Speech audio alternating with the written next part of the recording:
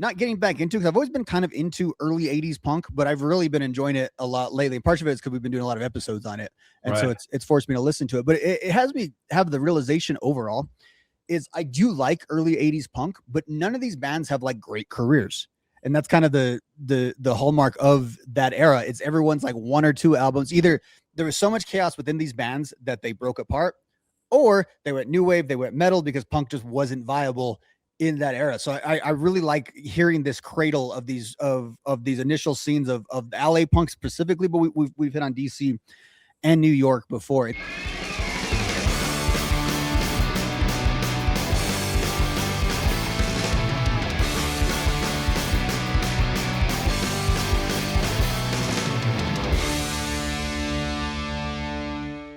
What's up, everybody? How you doing? My name is Randall. That's Rob. This is the Punk Rock Review. We're hanging out talking about 4 records today. This is kind of our format right now, what we're doing. And we're kind of going over, we each pick 2 records and we both listen to them and then we talk about them for a little bit. Sometimes we get to the point where we actually give you like a worst and first of the particular album. Sometimes we don't get around to that. We're just reviewing music, man. Some of this stuff I'm familiar with, some of it I'm not. But yeah, so we're hanging out. We got 4 really great records to talk about today. And yeah, hang on for a little bit. How's your week been going, Rob? What is it, Wednesday, right? Yeah, but it's like our get back week at work. Like I had to go back last week, but it's like our official get back week, and I am exhausted. So I'm excited. Like it's one of those weeks where luckily I haven't been that busy at home. Where like when you get off, and I'm just like, oh, thank God. Dude, my home life is very chaotic right now because the wife is still not working, and dude, you never think about how much that you're not around your significant other until they're home all the time, and then you're around each other all the time, and it's mostly great. But then there's like a uptick in both of us just being frustrated with each other because we're just constantly around each other. And yeah, dude, it's been stressful. She's in Austin taking care of her dad's house right now, and then I'm gonna go to Austin next week and do some of the dad's house, so like we can get a little space, man. Much needed, like just break from being in each other's face all day, like. You know, she walks in here to go to the bathroom, I'm in here. I walk in there to go do something in the kitchen, she's sitting in there. And normally I want her to be sitting in there because she's gone all week at work. So, you know, absence makes the heart grow fonder is a real thing. So I'm sure that I'm very annoying to her, by the way. I'm not blaming her for anything. I'm just saying, like, we're all, do you know what I'm saying? But anyways, I needed a break mentally and listening to the records because I'm doing. From yesterday until tomorrow, I had 5 full podcasts and 2 live streams to do. So I had 8 albums I had to listen to and do notes for this week. And it's honestly, I thought I was dreading it until we had like a little tiff. And then I was like, I need to focus on something besides like nonsense that doesn't really matter. And I started like writing down. That's why I have so many notes for today. I don't need to like read them word for word or anything, but I got a bunch of little bullet points in it and all that stuff. So we're about to get started, folks. Before we do that, if you like what we're doing on this channel and you want to support what is happening, it is not free. It does cost money. I appreciate everybody's support, no matter how you support. But if you want to check out Patreon, it's available, linked in the description. We have a exclusive Discord. I'm doing early videos now, so everything that comes out is a day early on Patreon. There's no ads on Patreon, and there's monthly giveaways, and occasionally there's exclusive content. So, you know, you don't have to check it out if you don't want to, but if you're interested in that, it is appreciated. And by saying it's not free, I just meant like when I go do stuff, it costs time, money, energy. Mostly it's money I'm concerned about, but yeah, moving on. I hate having to talk about that shit. So.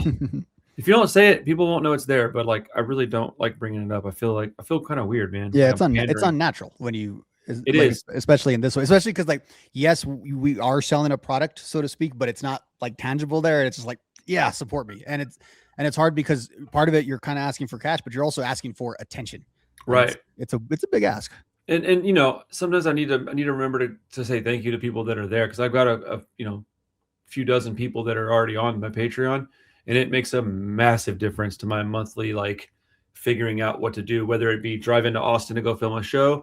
That shit costs me. That's a couple $100 every time I do that because I have to, drive food, any kind of, I like to support touring bands. So if I go there, I might buy a shirt or an album or something. So, but it's all good, man. It is what it is. We're doing great. The community is very strong and I appreciate everybody. So we do live streams a lot and that really helps. So we got 4 albums that we're going to talk about. I think Rob and I discussed it a minute ago. We're going to start off with Rob's pick. What you got for me, Rob? All right.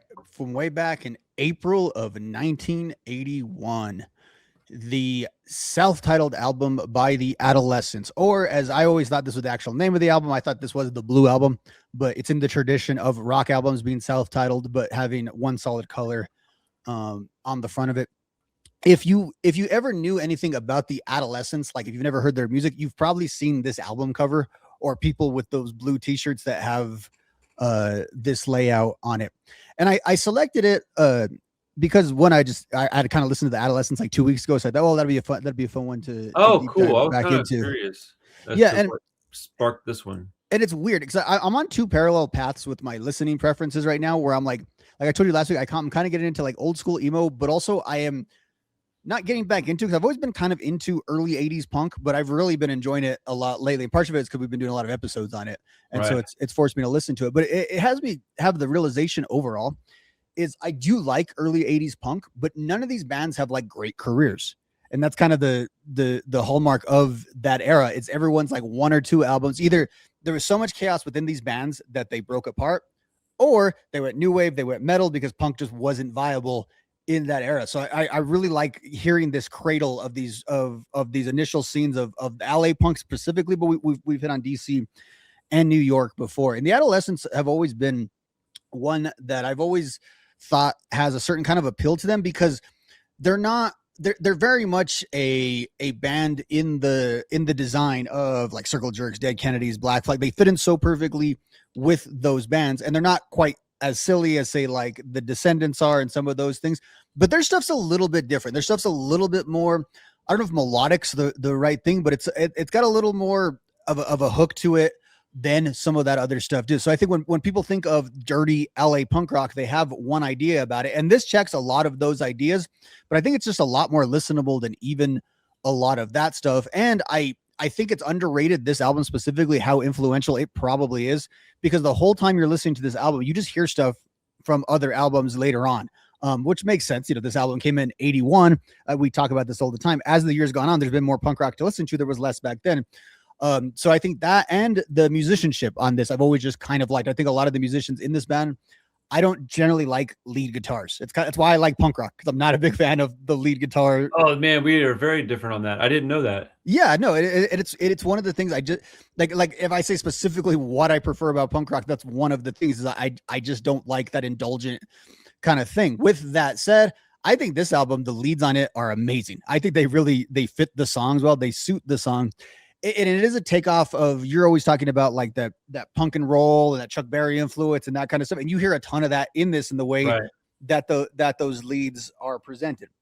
And then you have probably the most iconic member of the band, Steve Soto, who I love his bass lines on this album and the way it sound and the punchiness of it. It's like the combination of modern bass playing, which a lot of modern bass players list Steve Soto as one of their influences, mixed with like, it sounds like the sound is like the Dee Dee Ramone sound, but with a lot more complex playing, which I've always really appreciated. And then thirdly, the reason why I like this album is Tony's voice.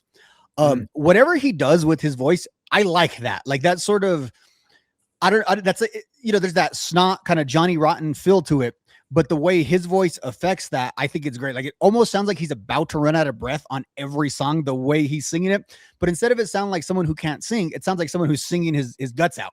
And I feel like you kind of feel every word that he's singing. Another point of it, before I start getting into the songs, is I kind of appreciate the subject matter on this in a way where it's a combination of both. I guess Circle Jerks would be a good comparison, in that like there's some really, really intense songs, and then there's a song about not liking kids. You know what I mean? And so you kind of run the gamut, and that's usually great punk albums. I tend to have a little bit of humor, a lot of seriousness. And then they pack a punch. So before I get into the songs, did you have any comments? Did you want to hit up? Yeah, a couple of things real quick, and then I'll let you continue. I'll read my notes off after you're done with your stuff. But I did want to say the first thing that I have written down is a comment on the influence of this album. So it was funny you said that, because I was like, as soon as you said it, I was like, yeah, we're on the same wavelength with that. As far as like guitar leads, you used the word indulgent. Which is what I don't like about necessarily metal guitar leads, because they're like not leads, they're solos. And I don't necessarily like solos. I like guitar leads. I like a quick little, let's say 3 to 4 beat but back into the verse or whatever, right? No Effects does that really well. Lars Fredriksson does that very well. But a lot of these old hardcore bands, they have very minimal amounts of that in their songs. It makes them better to me because it's not in every song, which part of me wants to go, ooh, I want more of it. But that's why I want more of it, because they kind of rein it in and they keep it under control. But yeah, dude, I mean, in the last couple of weeks, let's say like last month and a half, I've done Zero Boys, Dead Kennedys twice, Bad Brains. Dude, I'm doing TSOL, Necros, Negative Approach, Dicks, and Adolescents. And then I even consider Nightbirds kind of in that same kind of category a little bit, all within like the next 36 hours. And so I've been completely immersed with like early American hardcore stuff. And it's a genre that I liked sporadically, but I'm finding out that when I dig in and I really listen to a lot of it, there's a lot of it that I like. Now, there's not every band. I'm also curious as to feel like what am I going to think about a band like Bad Brains in another couple of years, right? Because if I'm submerging myself in this particular genre of sounds and songs, I find it kind of hard to believe that when it's all said and done, that something as iconic and important as Bad Brains, I won't at least like some of it. I at this point, I really don't like a lot of it, and people get all upset when I say that, but it's like, I don't understand why you're upset, first off. Like, that's weird to me. But it does make me want to go back and listen to it again, and it makes me want to go back and listen to early Husker Du, like stuff that I know that I don't care for, but it's like, this is how you get to care for it. Like, I don't know, I'm on a journey that I should have been on in my 20s, but it's because in my 20s I was listening to pretty strictly like oi, street punk, and like melodic skate punk. But even that, I really wanted, my whole life has been mostly like street punk and oi. Like, that's all I've really listened to, like really in depth. I like most of the stuff I find. Even with skate punk stuff, I don't even like early Fat catalog almost at all. I like a few skate punk bands, and that's it. But I found out that like my version of that is like more like Ramones core stuff is what I really like. But yeah, this Adolescents album was what I was kind of talking about. It's interesting, man. I listened to it and I was a little surprised. I hadn't listened to it in a while. I've always stated that like I'm a fan of the Adolescents. Like, to what degree, I don't know how to answer that, but I know that I like this band. I've seen them live. I enjoy their music. They have an iconic song that's on this album we'll talk about here in a minute, I'm sure. And but dude, I'm telling you, man, I enjoyed this listen, but I was surprised by your pick of it, which, doesn't really mean anything. I just saw it, was like, oh, interesting. I wonder why he's picking that. So yeah, let's talk a little bit more about the songs, I guess. And then once you have your thoughts out, if I have any response or question, then I'll definitely say so. And then I've got just a small amount of notes I'll read off, and we'll just kind of wrap this album up, I guess. But yeah, you said 1981, right? 16 songs, 35 minutes. I love that. That makes me happy. So yeah, what do you think about these actual individual tracks, Rob? I think you're muted. Look at that. I finally learned how to use the mute button, and now I don't know how to use the unmute button. All right. So starting out with the opening track, I Hate Children, which is just, it's also that thing where it's like a song that you could, when you say the chorus, you the tune of the song because you've heard it so many times. You just I hate children. And you're talking about the do do do do do do, and then looking on the background of the song, I was always curious about it. Like, how did these guys who are like 20 years old at the time, like I can see you and I writing the song like right now, like maybe after this, that would just be our screed, especially with your professional choice. Yeah, well, I have a little note on that too, but so. And then looking it up, apparently this was just them on like city buses and observing parents not being able to stand their children, which actually, that makes sense too. It's something you would write. I have a playlist right now that I'm building called F Them Kids.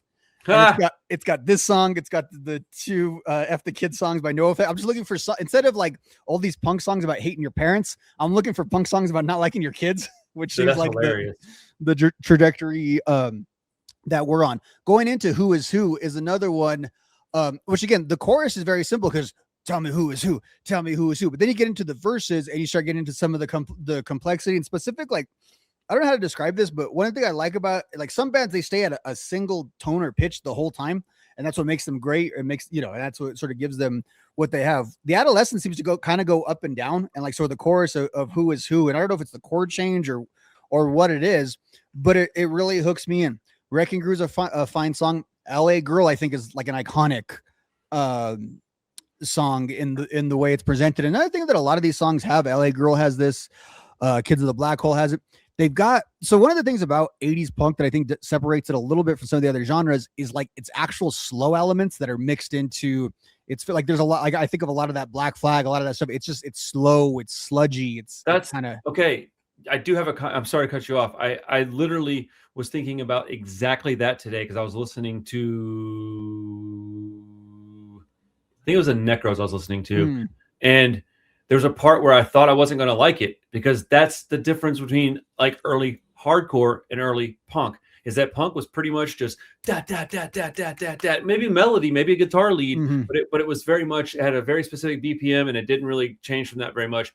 Hardcore, you started getting these earlier versions of breakdowns where it slows down from like a da da da da da da da da da da da da da da da, and it's like a completely different change in like tone. It just gets darker, heavier, and I think that's where the kids at the shows were probably like getting up on the stage, and it wasn't so much a circle pit, but like a stage crawl where everybody was getting on stage and singing, and very anthemic, but like it catches me off guard a lot. Sorry, I just want to say, like, it really did completely catch me off guard a lot. No, and I think those slower tempos are kind of a defining like fixture of that. It's almost the opposite of like the evolution of metal, where metal starts out with like Led Zeppelin and Black Sabbath, these like slower bands, and then the thrash metal kind of speeds it up. It's almost the opposite, where punk starts out a lot faster and these guys go slower. But what I like about the Adolescents is, and I think LA Girl and Kids of the Black Hole have this, in that they've got those slow kind of, they're almost eerie intros. Like I can always see, I feel like I could see like the California smogged out skyline when I hear those intros, is kind of what that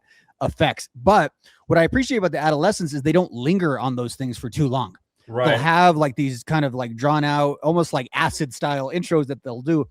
And then like LA Girl, then they go into the chorus and you're going, you know, the BPMs are kicking up. And I think that adds a lot of like dynamics to the song. Speaking of an iconic song, as I said, Kids of the Black Hole, probably the second most iconic song on this album. Right. But of course, if we're going to talk about iconic songs on this album, no more iconic song, one of the most iconic songs in punk history, Amoeba. And as we talked about a couple weeks ago, unlike other genres, like the song that's the song from an album really is the best song usually on a punk album, as you said, because they're, you know, it's selected by the populace, by the people. And Amoeba, even if you've never heard Amoeba, you've heard Amoeba. Like if you're not that big of a punker, if like Amoeba just kind of comes on, you've probably heard it somewhere. Or it has that sort of like, I don't know what it is about the song that just sort of engulfs you into the song. It might be the way it's long, chanty. Yeah, the long for commercials and movies. That's where people have heard it. They've heard it in commercials and movies. The long, like singy, like the way he says amoeba, like it's one word, but he says it over, you know, a long stretch, and then of course at the end he does the amoeba. Right. And then sorry. Well, I'm saying then the like the musicality. If you look at like Steve Soto's part in it, it doesn't sound like the fastest song in the world, but you actually look at the instrumentation. They're going really, really fast and creating that sort of Wallace sound immersion that the song has to it. Go ahead.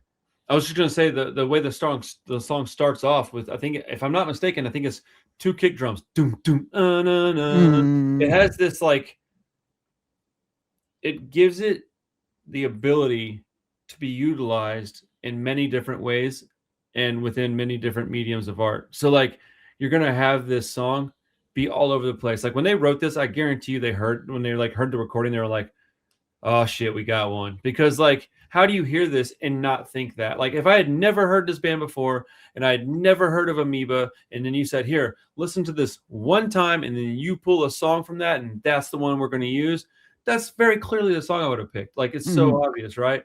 And it is a song that might get a little bit overused at this point, being, you know, so old at this, you know, so 45 years old now. I mean, but it's one of those things, man. Iconic is iconic for a reason, and not every band gets an iconic song. So it's really great to have a band like Adolescents, who is a band that would go on tour with Circle Jerks and Descendants recently. And I mean, that means that the opening act was Adolescents. That's ridiculous. Like that's quality all the way through, you know? I got there at Amoeba when I went to that tour. I was having some drinks and eating next door. That took a while to get in. I got there while they were playing Amoeba, and that was the last song, so that worked out for me. No, and Amoeba is a little bit different than the rest of the album too. Very much. It actually is. I think it's quite a bit different. Yeah, it just has a few more pieces of texture to it than the rest of the album does. Which obviously, as you can tell by I'm talking here, I really like this album. Picking a bad song from this one is pretty difficult. I will say as we close out, just going through the track listing. If my favorite isn't Amoeba, because that is kind of an easy choice as like your top song, I would say that it does come up in the back end, and it's either Democracy, which I like that song, and it is probably the slowest song on, this what you call democracy, and the way it goes through all that. And then my contender for me next to Kids of the Black Hole, I Hate Children, and Amoeba would be Creatures. I think Creatures is just an amazing song. That is a good song. And again, very, very chanty, very maybe even sound a little bit more like modern punk, the way Creatures dips into it. So if I had to pick my upper tier is more of how I feel about this album. Again, I'd go probably Democracy, Creatures, Amoeba, Kids of the Black Hole, LA Girl, Who Is Who, and I Hate Children. So half the album I have is basically, an upper tier. If I have a song that I would maybe vote as my least favorite or the least sort of listenable, it would probably be No Friends. And it's not terrible. It's just kind of unremarkable next to almost every other song on the album. That's one that I liked a lot. I feel like every other song on the album is kind of like a classic or has that real resonance to it. And that's the one, like if you took that one off, I don't think this album quite loses a whole lot.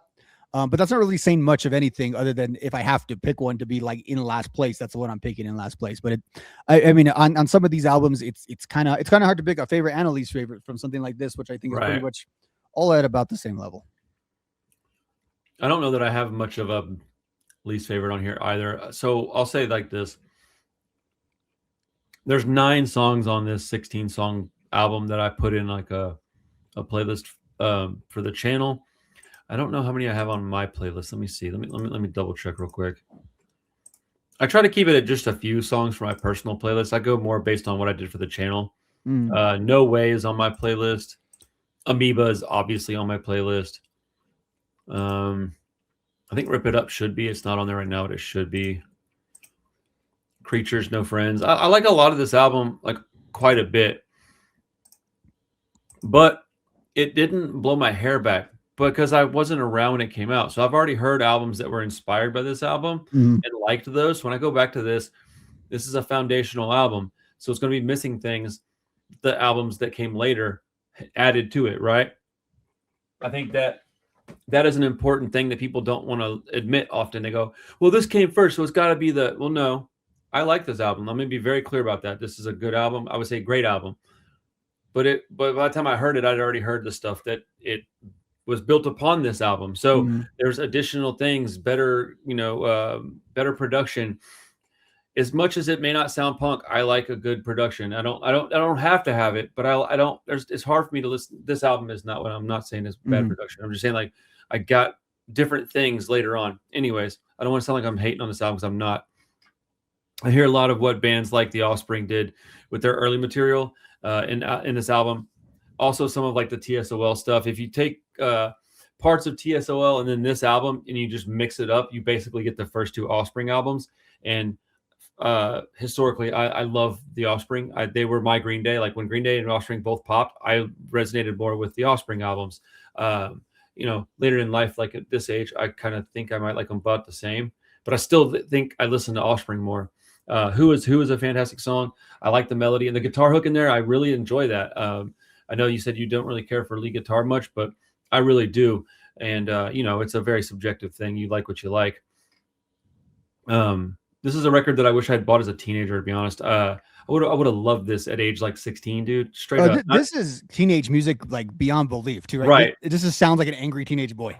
I'm not even sure why I didn't get it. I have to think that maybe it just wasn't available or I wasn't aware of it because, dude, we've been over this a million times. I had to do all this stuff on my own. I didn't have access to very many magazines. I never in my life had a copy of Maximum Rock and Roll till I was like 40.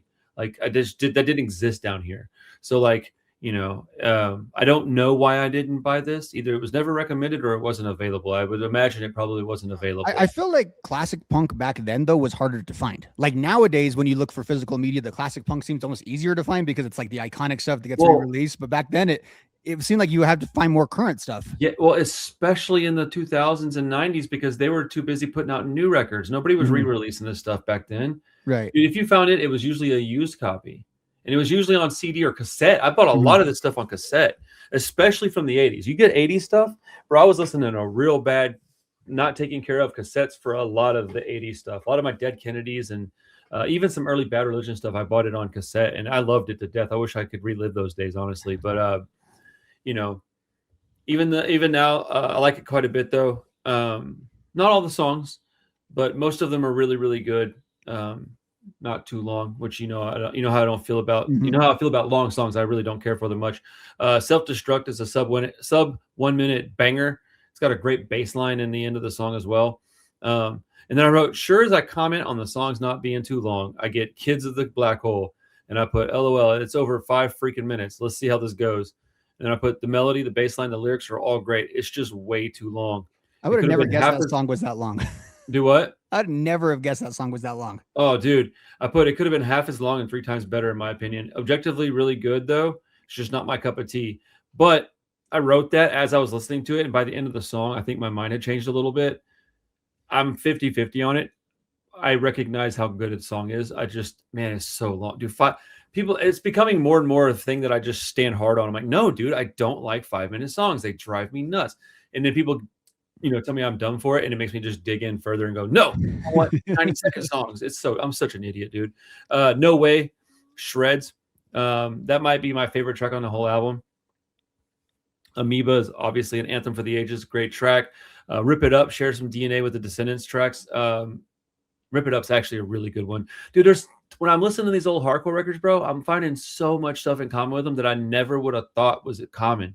Like, it's so obvious that these guys all hung around each other and all toured together, all put out records in the same 5 years, all probably had the same exact inspirations. Like, it's so abundantly clear when you listen to a bunch of this stuff in a 2-month span. If you listen, because I haven't listened to this stuff, I don't have a ton of knowledge on this. Anybody that wonders, this is an album review, not a history lesson. I don't have a ton of knowledge on most of these hardcore bands. I'm learning it now. So, chill.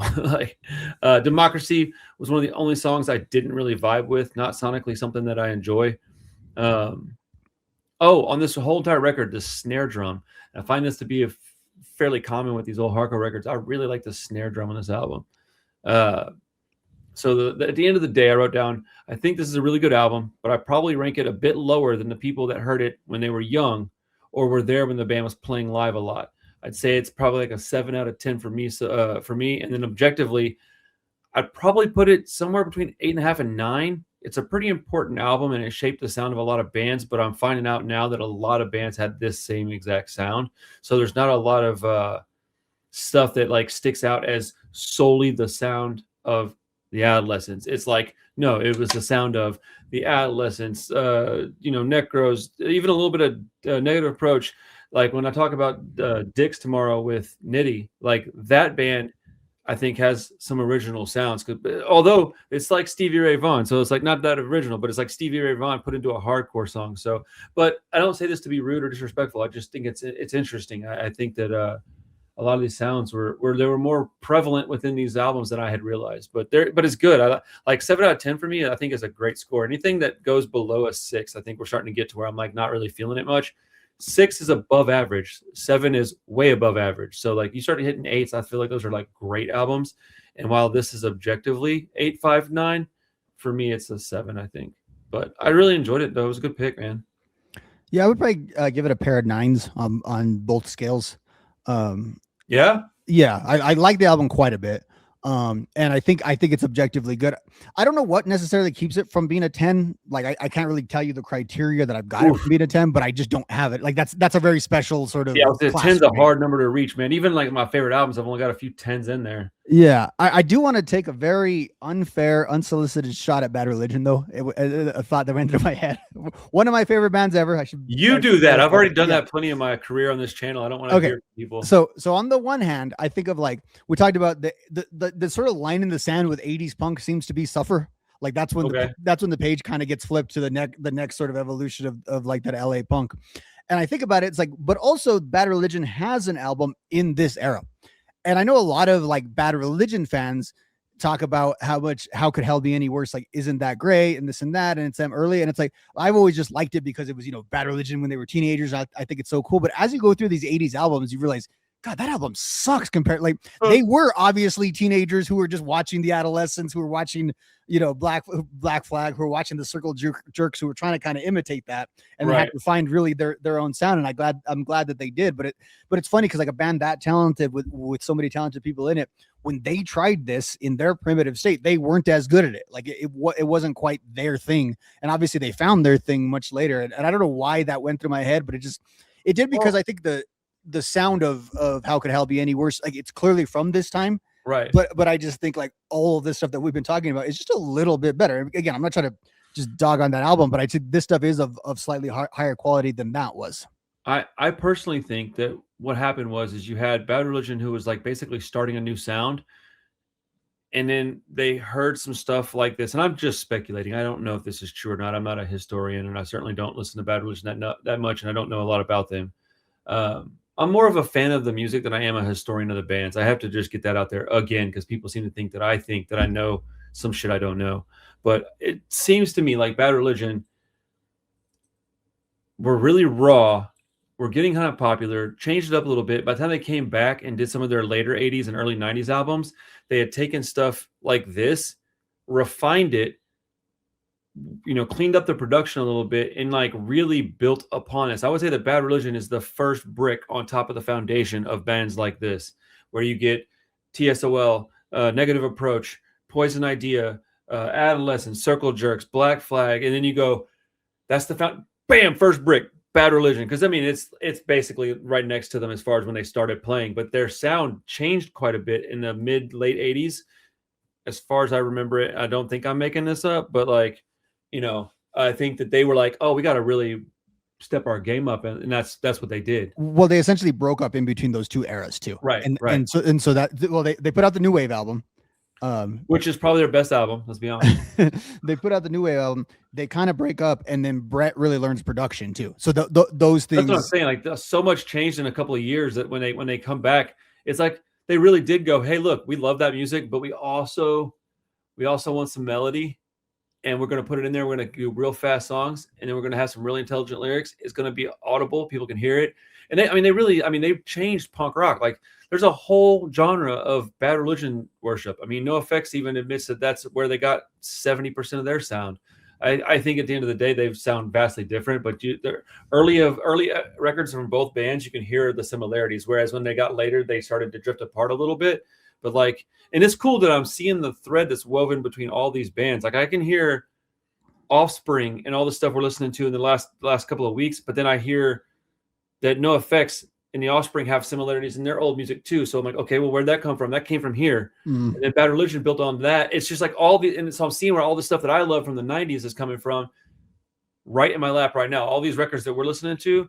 And I'm like, man, it's pretty interesting, dude, because I have a particular taste, and I think it's cool that I'm I don't know, submerging myself within these sounds, and it's becoming a sound that I really like, where I never disliked it, but I never really paid a lot of attention to it, if that makes any sense. So and one last note on that, and then we can kind of move on. It's funny on a couple notes, because you talk about when I think of like how Bad Religion changed punk rock, there is sort of this notion though that punk was unlistenable before them in some ways, that it was just all this before Bad Religion, before like Suffer, because they bring so much of the melody into punk rock. Like there's this idea that it wasn't catchy or stuff like that kind of before that. And I think the Adolescents album is a good one to sort of submit to people, like, no, these are still well-written songs that could have earworms and stuff like that. I think Bad Religion added some other things to it.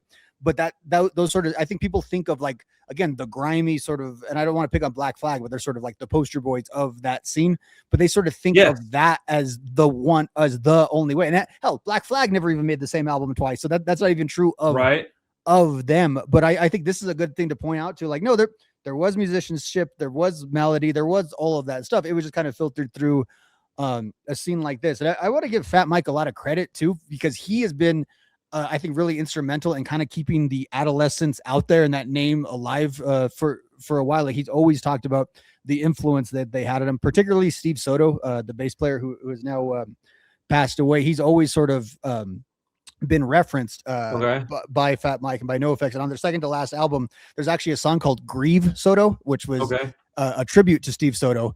After he passed away, and it's typical NoFX. He talks about how anyone would have been okay with any other member of the Adolescents dying, but why did it have to be Steve Soto? Which I thought is just classic. That's a Fat Mike style of lyric right there. And then something I found just like 2 weeks ago, that might have been what actually triggered all this, is I was listening to that album on vinyl, which I'd mostly listened to on streaming, and the song Grieve Soto is actually a little bit different on vinyl than what's on streaming, and it actually adds this whole little spoken word part about Fat Mike telling the story about the first time he went to meet Steve, and he met the wrong guy. He thought he had met Steve Soto, and it was a different guy. That's awesome.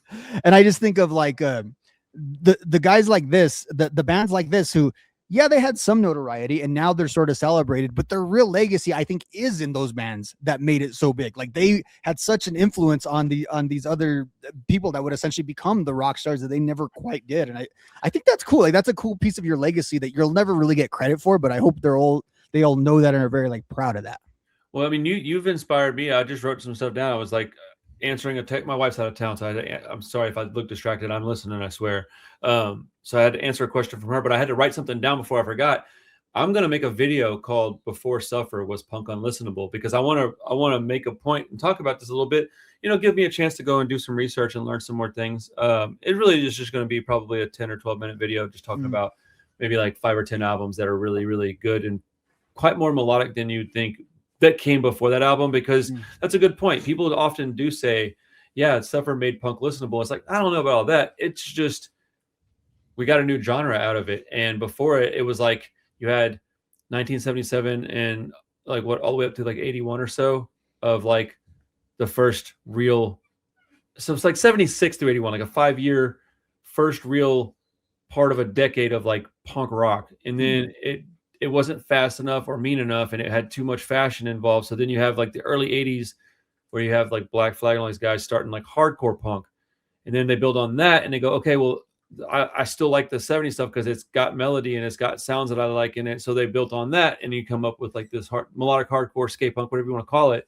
And then you go from that to where you get like modern oi music and early 80s oi music and stuff where they add like working class lyrics and like chanting stuff along with it. It slows the beat down, the BPMs down a little bit. And man, there's like all these little building blocks that create this little castle that we live in. And man, it's interesting, dude. The longer I do this, the more I appreciate the music. It's fun. Yeah, it's unfair to modern bands because so much good stuff's already been done.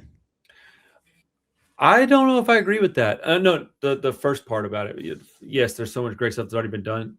Fully agree with that. I don't know that I agree that's unfair for modern bands, because you can take these foundational bricks and you can make a beautiful home. You can make a beautiful building, because I wouldn't want to be the first band that had to do this shit. Are you kidding me? I don't want to create a genre. I'm going to screw that up. The first bands typically aren't the good ones. Like the first of anything is typically not the good or the best. I used to argue about that all the time. People that, oh, if you love Rancid, you must love the Clash. Well, why do I have to love the Clash? Well, they came first. I'm like, that doesn't mean they're the best. Argument that I'm not going to have with anybody right now, but like when I was younger, before I was a fan of the Clash, that's exactly what I would say. I'll go, just because they were first doesn't mean they were the best. Doesn't mean that they weren't, but it doesn't mean they are. So anyways, you know me, man. I like to argue with people. So anyhow, we moving on. Yeah, let's do it. Let's stick with a faster tempoed record, and let's go with. Hold on, let me pull up my notes. Sorry. Yeah, perfect. It was right next in line, anyways. Dude, can you hear my dog in the background? No, I can't. And I got headphones on, so I'm sure the viewers can't. Good, because I can hear him. So we got Nightbirds, Born to Die in Suburbia. Came out July 2013 on Grave Mistake Records. 14 songs at a nice round 30 minutes, man. So had you ever even heard of or heard this band before I brought it up? No, and they are right in the orbit, both of the labels they've been on and their sound of everything I like. I know. I have never. So I thought about that when I was listening to them. I was like, you know what? If I was like, I'm pretty busy as it is, but if I was like really busy and I just needed someone to curate like the music I listen to, you could do that like perfect in terms of the stuff that I like. I know what you like. This is exactly just right in my comfort zone of, and I would say this is like. What I thought about this, and you said 2013, I was like, oh, really? This album is actually that old? Because I was like, this album really brings home the phrase to me of like modern problems require modern solutions. Yeah. And like, it's like some of the stuff they're talking, like the subject matter again, because when I hear newer punk, it's obviously made by a lot of people that are a lot younger than us. So some of like the issues they're talking about, I am aware of, but they're not necessarily as resonant to me. And then we listen to this older stuff when, yes, they're sort of timeless issues, but again, not resonant in the moment. This album, though, sounds like a bunch of guys that are about our age that have about the same sort of thoughts and concerns. And then the sound of it is just, pure like skate punk to its, whatever Pennywise NoFX core is, if there was such a thing as that, or like, that Fat Records kind of core, this would be it right here. So I don't know a lot about these guys, but I'm friends with some people that know them. And one of the guys in this band, you got to see what this dude does. He collects and curates records, flyers, posters. It would blow your mind what this guy comes up with. I'll send you a link to his Instagram. I can't remember off the top of my head what it is. I will pin a comment in this video if I can remember. If anybody reminds me if I don't do it, but linking his stuff, because this dude is super rad. Ancient Artifacts, I think is what it is actually. Oh, I'm glad I pulled that out. I felt kind of bad when I mentioned it and couldn't recall. My memory is terrible. But somebody that gets and curates stuff that it genuinely has my jaw on the floor with some of the stuff this guy comes up with. And so I don't think he's a youngster, dude. This dude's our age. I'm pretty positive. So the way I understand the situation of this song is that Fat Mike heard them playing live, and I think he heard most of this album or something. I don't know exactly how it worked out, but saw him play live, walked straight backstage and was like, I want to put this out. And they were like, well, we've already committed to Grave Mistake.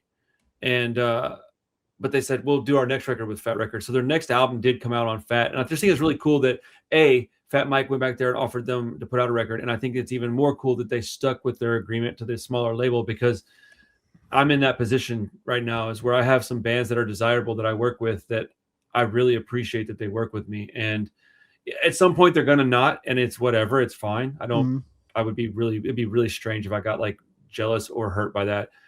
My whole entire idea is to be a stepping stone for any kind of band I work with. I just want to put records out. I don't want to own shit. I just want to be part of the fun, And so, I just wanted to tell you about that because I thought it was really cool. I had no idea on that. Like, I would have assumed that they were signed to Fat or something before like this album came out, just based on the sound, It has a mid to late Fat Records catalog sound, though. It doesn't sound like early Fat to me. When you hit play on it, though, we all know how I feel about intros. There's like 2 instrumentals on this too, right? Bro, that's the only thing about this record that bothers me, is that it is like, otherwise I would go, this might be perfect. I can't, dude. There's 2 instrumental tracks and it drives me nuts. Conversation for another day. I'll argue with somebody in the comments about it, I guess. But it just starts up, dude. It hits the gas, man. Doesn't let up for like 6 tracks. The album just goes bam, bam, bam, bam, bam. Things slow down a bit for the song Nazi Gold, but the energy level is still there. It's just the literal BPMs on this that slow down a little bit. But the album is absolutely a ripper, dude. I hear elements of early hardcore, definitely first wave pop punk mixed together in this album. It's more like hardcore with the music, and then the vocals are kind of sung like early pop punk bands, like Minor Threat and Black Flag, maybe more descendants on vocals, maybe Circle Jerks with the vocals. It's a weird mix of those sounds, because it does sound like it could be plopped into a skate punk mixtape, but it could also be plopped in on a early hardcore mixtape. So I think that's great, though, because it gives you a much wider opportunity, base. Like, you could go, well, we could please people from this much instead of this much. I think that's a wise thing to do. I don't think it was intentional necessarily, but just brings us back to a point in hardcore punk that I really am starting to love a lot. And I may be picky with bands, but I really love this genre quite a bit, and the bands that I love, I pretty much ride with them indefinitely. Yeah, before I move on, man, I don't have a whole lot else to say with like individual notes. What here, I'll finish this up and then we'll talk about songs. So the whole album kind of works as a complete piece of art for me, even with the intro of the first track. And then I think the other instrumental actually is just an intro for another song, if I'm not mistaken, right? It's yeah, it's a escape from New York, or no, that's the opener. But yeah, I think so. So but it is what it is. What my point being is that stuff only bothers me because it's something that bothers me naturally and regularly. But as a piece of artwork, I don't get bothered by it too much on this album. There's not a lot of songs that I would pick out to either trash or to put on a playlist. I guess the title track and Pretty Poison stand out as incredible songs. Maimed for the Masses may actually be my favorite one on the album, though. It's like a mix of the Lillingtons and a little bit of early NoFX melody and vocal style. It's really, really good. New Colts has a really good guitar riff.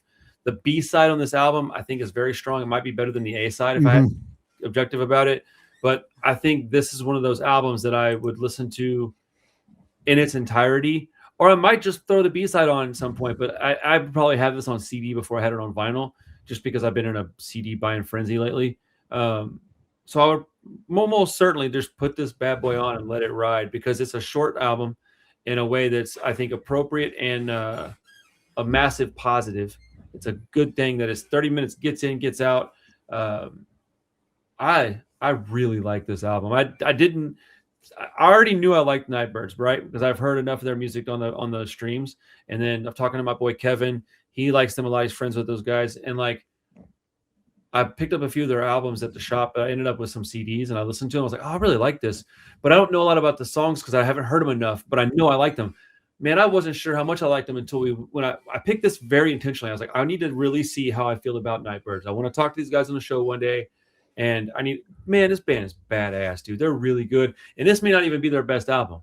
I don't actually know yet. I haven't done enough research. I haven't listened to it enough to be able to say. Anybody that's watching this, if you're a fan of this band, what is your favorite album by them? Is there one that I should go out and just really, spend some time with? I think I might just do their whole catalog if I'm honest. But yeah, bro, I don't have a lot to say other than I liked this whole entire album. The songs I mentioned before are definitely going to be on mixtapes, CDs, and playlists for me. I'm a fan of this band, dude. I am a fan. This shit is good, dude. It is, and I think it's you hit the nail on the head. This is definitely an album band. Yeah, because the songs, and I think that's probably similar to like a lot of like that pop punk you like that early '90s kind of Ramones core stuff. I think a lot of those bands fit that as well, where it's like, yes, there are some iconic songs within there, but it's really the whole thing taken as a whole, which makes it fun. This would be great driving music, bro. Like this, dude, about putting it in a CD, that's driving music right there. I literally was thinking as I was talking about it that I got to drive to Austin next week. And I was like, man, I might do Nightbirds on the way there. And then like maybe do like a Negative Approach, Poison Idea run on the way home. Ooh, I don't know. I might want to flip flop that. Poison Idea, Negative Approach. I need to maybe get to Austin quick. Let me listen to that on the way out there. But one way I'm going to be doing a Nightbirds run, I think, man. I'm like really becoming a fan of this genre, man. And any of this hardcore shit is like really speaking to me right now. And it's surprising because I like melodic music. I like vocal harmonies. I like guitar leads.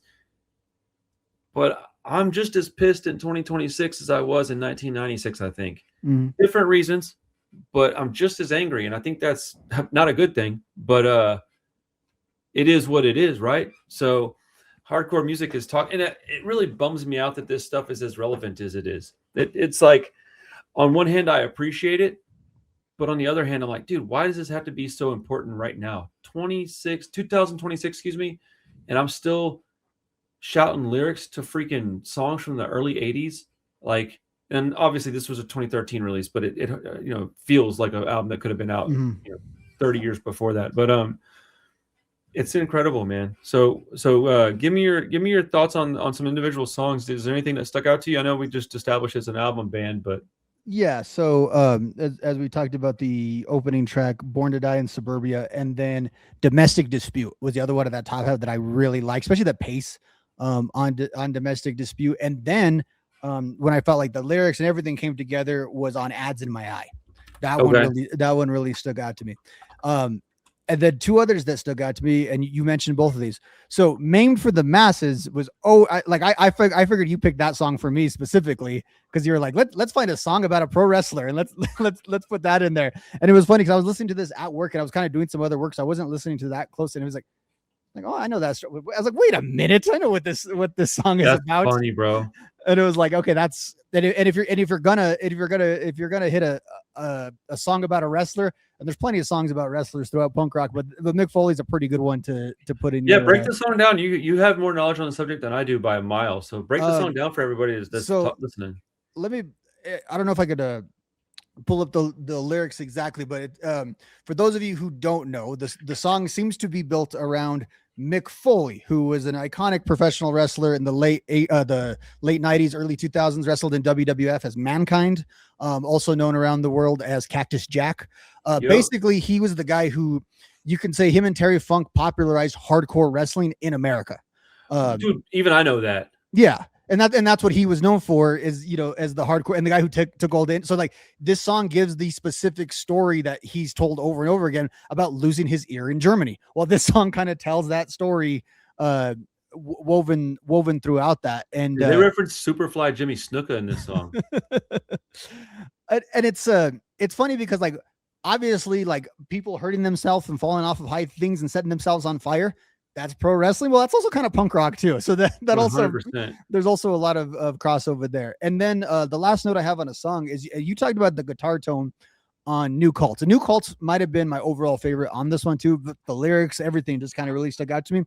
But from a guitar perspective, what I heard when I heard the song was Alkaline Trio's The Metro, like their version of Metro. I thought the intro is almost like the exact chords. Like, wait, on New Cults? Yeah, listen to those. I'll have to go back and listen to them kind of back to back, and I'm gonna guess those chords are almost identical in the way that that's incredible that they're laid out. Which you can't even say they're necessarily copying Alkaline Trio because it's a cover that Alkaline Trio is doing. But between the Hot Water Music, the Alkaline Trio, and the Interrupters version, I would say that guitar intro sounds almost exactly like the Alkaline Trio one. That's awesome. So I looked at the lyrics for the song, and yeah, you're right. It's very much about wrestling. You know what's funny is that lately I've been wanting to watch wrestling. Not WWE. I've been wanting to watch basically everything but WWE. I'm seeing all these other ones. The only two that I could recall off the top of my head would be AEW and ECW. Are those still running promotions? ECW does not exist anymore. Okay, no. So I guess just old stuff from that then. But like, I would have to have you tell me where to go. All I really want is cool acrobatic fights. I don't want any kind of storyline if I can avoid it. I just don't care about that stuff. Japan would be where you need to go. Let's roll, dude. Like that, who's that goth chick that everybody likes a lot from WWF or WWE, excuse me? Like Rhea Ripley. Yeah, dude. Like, what's up with the obsession with that chick, dude? Like, sorry, you're talking about wrestling. The first person I thought of was her because I have multiple friends that are obsessed with her, and I'm like, I don't get it, bro. Like, I don't. She's cool as hell, but I don't find her like physically attractive in the least bit. But I got buddies that are like, nah, bro. Like, look at her shoulders. I'm like, that's why I don't, bro. She looks like a dude. I had this exact conversation with my significant other like 2 nights ago, and I was on the pro side, and she was like, well.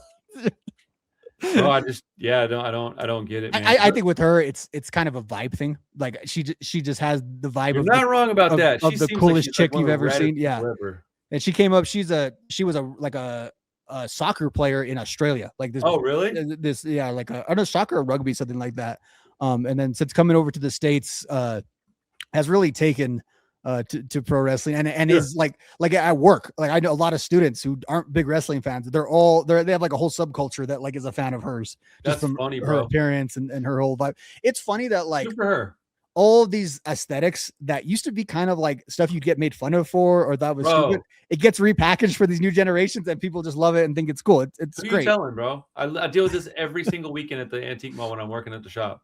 Every weekend at the shop, I get people that are like, like, oh, look at this vintage Rancid shirt I bought. I'm like, stop it. Give me that damn shirt, dude. Like, do you have any studs? I'm like, yeah, I sell studs and spikes and stuff. I typically just give them out. I don't really sell them. I just buy big bowls of them and I just hand them out to youngsters. I'm like, dude, if you're gonna take the time to put these in, I'll give you 20, 30, 40 of them and just, it's $3, bro. Here, just take them. Like, I don't really care, man. Like, I'd rather these kids have this stuff. I give out buttons, pins, studs, and patches and stuff all the time, bro. It makes me feel good to see these kids doing their clothing. But yeah, she's wearing like the super like new metal-y looking outfits and such. Yeah, I think Loudwire voted her their most metal athlete like 3 years in a row. She comes out with, I think it's not Agent Orange because that's the punk band, but there's another modern metal band that has the word orange in their title. Like, or no, it's not them. It's who's the singer with the really white face? Bro, your guess is as good as mine. There's like a modern new metal band. Oh, really? Is it got a lady or a dude singing? It's a dude, but he's a real distinct looking dude, but his face is always like really white painted. Huh. I have no idea. Yeah. You know, you mentioned Mick Foley earlier. I saw a thing recently where it said that he was the only wrestler in the history of wrestling to where Mick Foley was more famous than all 3 of the characters he played combined. And I was like, that actually tracks because I knew him as Mick Foley before I knew him as anything else, and I still refer to him as Mick Foley. Even when he was Mankind, I think I still said, no, it's Mick Foley to my man. See, like Mick Foley or Mankind, Stone Cold, Attitude Era, back before my dad died, like it was right before storylines overtook the actual sport. And man, I used to love the shit out of that. Like right when The Rock was getting big and him and Stone Cold were doing their thing, that I feel like that's like the best that wrestling ever was. I don't know. I'm not a big fan. It hasn't been bigger since like that. Like it's been bigger since in terms of like the finances, but it's because they charge you more. Yeah. You know what I mean? But in terms of like its cultural relevance and actual popular, the 2 biggest eras in America are the mid 80s with Hulk Hogan and then the late 90s with Austin and Rock. And because of those eras is what created this real sustainable company, that we have. That's a lot more profitable nowadays, but not necessarily as on top of the world as it was. We'll move on to the next album in 1 second. I just want to say that I think the glass breaking might be the smartest PR move in the history of like that company or pro wrestling, because there's never been like an intro. There's lots of good ones. Time to play the game. That's a great one. Motorhead rules. Nothing would get even me hyped up like a Stone Cold Steve Austin entrance, bro. That shit, he was the GOAT, dude. He is because I feel like he's like a redneck punk rocker, dude. Like he was just like drinking beer, flipping people off, kicking the boss. Like it was awesome. You live vicariously through him, like more so than these other characters that are more aspirate. Like you want to be The Rock, but you actually are Steve Austin. Right. I just remember being with my dad, and that's like that's probably one of the reasons why I like it so much is because my dad and I never agreed on our wrestlers. My dad was an Ultimate Warrior guy. I was a Hulk Hogan guy. My dad liked this dude. I like this dude. Like he liked Sergeant Slaughter. I was more of like what was those 2 guys that had like they came out like this all the time? Oh, the Bushwhackers. Bushwhackers. Yeah, those guys were awesome. So I remember we bonded over Stone Cold being like the shit. Like we were like, okay, my dad's like, all right, that guy's pretty rad. I'm like, yeah, that guy's awesome. He's angry as hell. And The Rock was super great, dude. The Rock was charismatic, bro. That guy was an awesome wrestler. What would you say maybe the biggest after that? Maybe John Cena, maybe? I don't know. He's pretty famous. Yeah, John Cena's been the most successful since then, but like so John Cena gets credit for keeping the company from not completely going under after Rock and Austin. But damn, I don't think there's really been another guy. There's not been a specific wrestler who's brought the company up like that. They did have a boom period in the last like 3 years. It's kind of over now. And you say Roman Reigns was at the top of that, but that was more a collective of the company and creative just being really, like the company was really popular in the last couple of years versus these individual, like back in that time, if Stone Cold Steve Austin went to another wrestling company, that would have been the biggest wrestling company in the world. Nowadays, if someone were to leave, you have like AEW, which is a very good company, but still not necessarily close in terms of the numbers of what they're doing. It's kind of like UFC. They're trying to make UFC the draw, not the fighters. Well, and Dana White said he based his business model off of Vince's model and everything with the monthly pay-per-views and that was the thing. Well, like, you're here to see the 3 letters. Because the individuals will replace, and that's what Vince learned with Hulk Hogan and those guys is when you lose the star, but what can you still have? And in the mid 90s, when all our skate punk was really happening, that's when they were at their lowest, kind of in between those couple of eras. So it's a star driven business, but they don't always like there to be stars because then you have a star like The Rock, and what does he do? He just kind of builds, they don't want the athletes to have the power. That's what it is. It's same thing as it is in all sports, but you also have the entertainment aspect, which makes it a little more complicated in pro wrestling. Are you aware of the Paramount era starting up right now? Yeah. Pretty crazy. Yeah, so like crazy. I have my ex-wife's Paramount account is logged into my TV because my kids use it sometimes. So I'm just gonna make sure I do everything in my power that doesn't ever get signed out from like here on out. Hell yeah, dude! I'm telling you, bro. Let's move on to our next album. This one is your pick. All right. So hold on 1 second, please. All right, go for it, brother. All right. From February of 1997, the Offspring, X-Nay on the Hombre. Now, the reason why I wanted to pick this album is I honestly just wanted to listen to it because I never do. I was wondering why you picked it. I was like, I love this record. This might be my favorite Offspring record. So I think I'm almost the opposite of you in that, like, I've had two big takeaways talking about punk rock on the internet for the last 5 years, and they're both in the two ends that you talked about. Is like I realized that I just didn't give the Offspring a fair shake at it all of these years. Like that's what I've come to realize. Like because I found them basically as this big pop punk band in that kind of way, and for whatever reason they didn't connect. Like Blink still could connect to me as like a punk rock band. Like I could see clearly that they had like that was sort of, I don't know, something about that resonated with me. The Offspring never really did. I thought their music was okay, but they never. Offspring would be the one over Blink that would be the more credible punk band. Even now. They clearly, and they are, but for whatever reason, I always just felt a little bit of disconnect. And then like, and Green Day, I always was aware that I liked Green Day, but talking about mostly with you, just talking about Green Day, like there for a while, every other month, I realized, oh yeah, they're kind of a band that I can't live without, even if they're not my favorite. They're just weird, isn't it? They're just sort of really always love Green Day over the last few years, dude. Yeah, like and I never thought I didn't like them, but I realized, oh, I really like them. Now, the Offspring, again, like after I owned Smash because my mom found it at a used like store in like 2003, and she knew that was like something punk rock related. She brought me that and Daft Punk. So 50-50. Yo, hey, Daft Punk, the one with the like the black cover with the like splatter Daft Punk thing on it. Looks like liquid almost. Yeah, I mean it had to been in the early 2000s. So that's a good record though. Yeah, I had no idea. I was like, oh, I don't know what that is, but I like Smash, and I say all that to say like I had this little bit of lack of familiarity, but then as doing this, I've started to really get into them, and in particular, their two big albums I love. I love Americana and I love Smash. This is the inconvenient little album in between them that doesn't like I forget about this album because it is sort of like the band in between two different time periods in many different ways. And so in my mind, this album always just wasn't very good. And then even when I just looked at the track list, I was like, well, those are like 5 of the Offspring's iconic hits that they play at like I just saw them a few months ago. They played 3 of these songs at that show. And then I went and listened to the album. I was like, oh, this is just the case of this isn't Smash or Americana. It's still awesome. It's just not necessarily one of those 2 albums. There are some songs on here though. You just went mute. Hold on. I don't know what happened. That was weird. Hit me again? No, man, what happened? No, there it goes. It's coming back. No, I think I bumped the thing in it. Okay, no, you're back. Okay, cool. So one last point I wanted to make on that. With that said, this is a true Offspring album in that there's a couple of songs I absolutely kind of really don't like. For the most part, it's a solid, really good Offspring album. I think what hurts it is honestly the 2 albums that came out in between, and then it hurts that, but it's also what makes this album super interesting to me in terms of like music history, because how often have we heard this album did good, but it didn't blow the world away. They blew the world away on the next album with Americana. Right. How often does a band come from the indies and then sign to a major and their first album isn't a super smash hit and we never hear from them again, right? They dissipate into nothing. And it's crazy that they were still allowed to make another album, even though this one was only moderately successful. And then they were allowed to grow into the massive, super forever rock stars that they became kind of after this.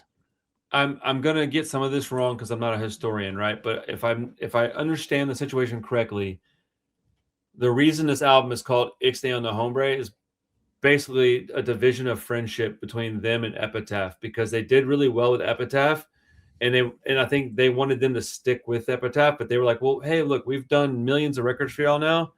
Y'all can go and live on your own and have this record that you can continue to put out, and like if we get bigger, that record will continue to sell. And I'm remembering this just based on a couple conversations, but I think that because this album is way darker and way more pissed than their next like 3. Mm-hmm. And I think it's because of the severed relationship between them and Epitaph.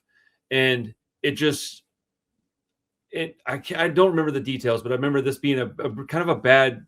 Yeah, everything's real contentious around this album, right? And I think it was a bad, like, what's the word I'm looking for here? Like inaugural major label album. Well, they were so famous from Smash still. How are you going to tell them, no, we're not going to do another one after this? Probably. How many records did this sell, you think? Let's find out. Let's find out. Yeah. It's funny because compared to anything of nowadays, it'll blow it away. That's what I'm saying. Like, I mean, yeah. And look, it hit number 9 on the mainstream. Like it was not a nothing album. That's what I'm saying. So like we're comparing it to a unicorn. So worldwide, you've got, what's that, 3,200,000. So 3.2 million units, and we're like, that's not a very good record. It didn't sell very well. But like, again, Smash is the biggest selling independent record of all time. That's what I'm saying. So you're looking at a unicorn, and so there's no way you can even compare it to Smash. Now, I think when the major label got a hold of this and they heard it, and then it did 3 million, let's just say 3 million records, right? They're like, okay, that's not what we were hoping. We were hoping we'd get another 10 million, but let's see what they do next. And then they give them Americana, and it does do probably more than, I would say, maybe double what this one did. So in the States alone, Americana did 5 million. That's what I'm saying. So we're doing like 6, 7, 8 million of Americana. So like, I wouldn't call Ixnay a failure by any stretch of the word. It's just eclipsed by these other 2 bookends that are like 2 of the biggest albums in this subgenre, period. I mean, you got Smash is the one. I mean, Smash is talked about in the same breath as Dookie and Enema of the State. Nothing any other band that we like is talked about in that same regard outside of those other 2 albums. So, you know, and that one came out and Smash came out on an indie. That should always be pointed out versus those other 2 albums. That's, which I know. That's what I'm saying. So like you have, you know, oh man, it's wild, dude. I mean, I remember the Offspring getting played at like school events, and I'm like, what is going on right now? Well, again, that was kind of my experience with them. I really just never, other than I knew their sound was different than the new metal bands. So like back then, any band that didn't sound like the new metal bands, we kind of just called punk. But like I said, it wasn't until actually years later learning about their history with Epitaph that I really even kind of gave them that sort of chance, because to me, they were just that sort of, you know, the pretty fly for a white guy band is kind of how I found them.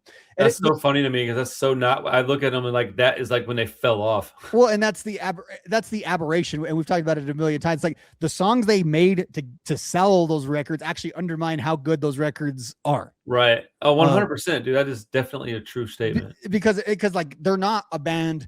Like sometimes you have a pop band that all they got are those 3 hits, and then you pick up the album. It's like, it's almost the inverse with them. And I think on the Epitaph story, if I recall, what it is they did owe Brett another album. So is that what it was? They owed him another album. They owed him another album. Of course, their position was they needed to renegotiate terms or to move on. And no, here was the other thing. I forgot about this part. I think Dexter and Noodle's big issue was that at the time, Brett was considering selling the Offspring to a major. That's what it was. No, you're right. I knew I was missing something. I was like, there's a detail. Because there's a reason why, so this breakup was Brett doesn't have a lot of breakups with bands that go to majors and they're like contentious. This one was, and right, kind of still is. It was. Thank you. I'm glad you knew that, because I was going to feel real dumb. Right, and so because like when it comes down to you owed us another record, but. And I understand, well, maybe we should renegotiate the terms. I understand all of that. Or you could go like the Green Day thing, where Green Day was just sort of the opinion, like they weren't going to go to a bigger indie. They were just going to go to the majors if they were going to do something else. And I think the Offspring really felt like we want to be in control of our career, and we're here on a punk label being sold without our sort of say in it to the corporation. I have a weird opinion on that, dude, because the way I look at it is this. You signed a contract, and when you signed that contract, you had no reason to believe you were going to sell 10 million records on an independent label. That is, and if they ever say that they did know that, they're full of shit. They didn't know that. Nobody knew that. It was, did they think the record was great? Probably, yeah, because it is great. Did they think they were going to sell a ton of records? Probably, yeah, because they were gonna. But what happened wasn't natural. It's an anomaly. And so you signed the contract. I don't see how you have any leg to stand on when it's his property to sell if he wants. Now, I don't like that he was doing it. I don't agree with him doing it. And the reason I think he was doing it had to do something with like extracurricular activities he was involved with. Well, that was happening at the same time. So yeah. So I think he was just making some really poor decisions, right? But it's his decision to make with stuff that he built. Like, he's the one that put the money behind the Offspring. He's the one that put them on the label and signed them and put out the record and then went and I mean, there's stories about how much work it was to just keep up with the demand of pressing these CDs and albums. So like, I don't necessarily think that I would have done what he did, but he had every right in the world to do it. And I think it's really weird to be like, well, we want to renegotiate terms. Like, well, hold on. If you had only sold 35 copies of this, would you then be going, we'll take less money? Because I don't think that you would. So why do you then get to turn around? And I've never understood. And people go, oh, so you're just, all for the machine. No, not at all. I just think it's, kind of shitty to be like, oh, well, you risked a bunch of money and it turned out good. So what we want in turn is we want to then get stuff that we didn't agree on beforehand. Like, that's just wild to me.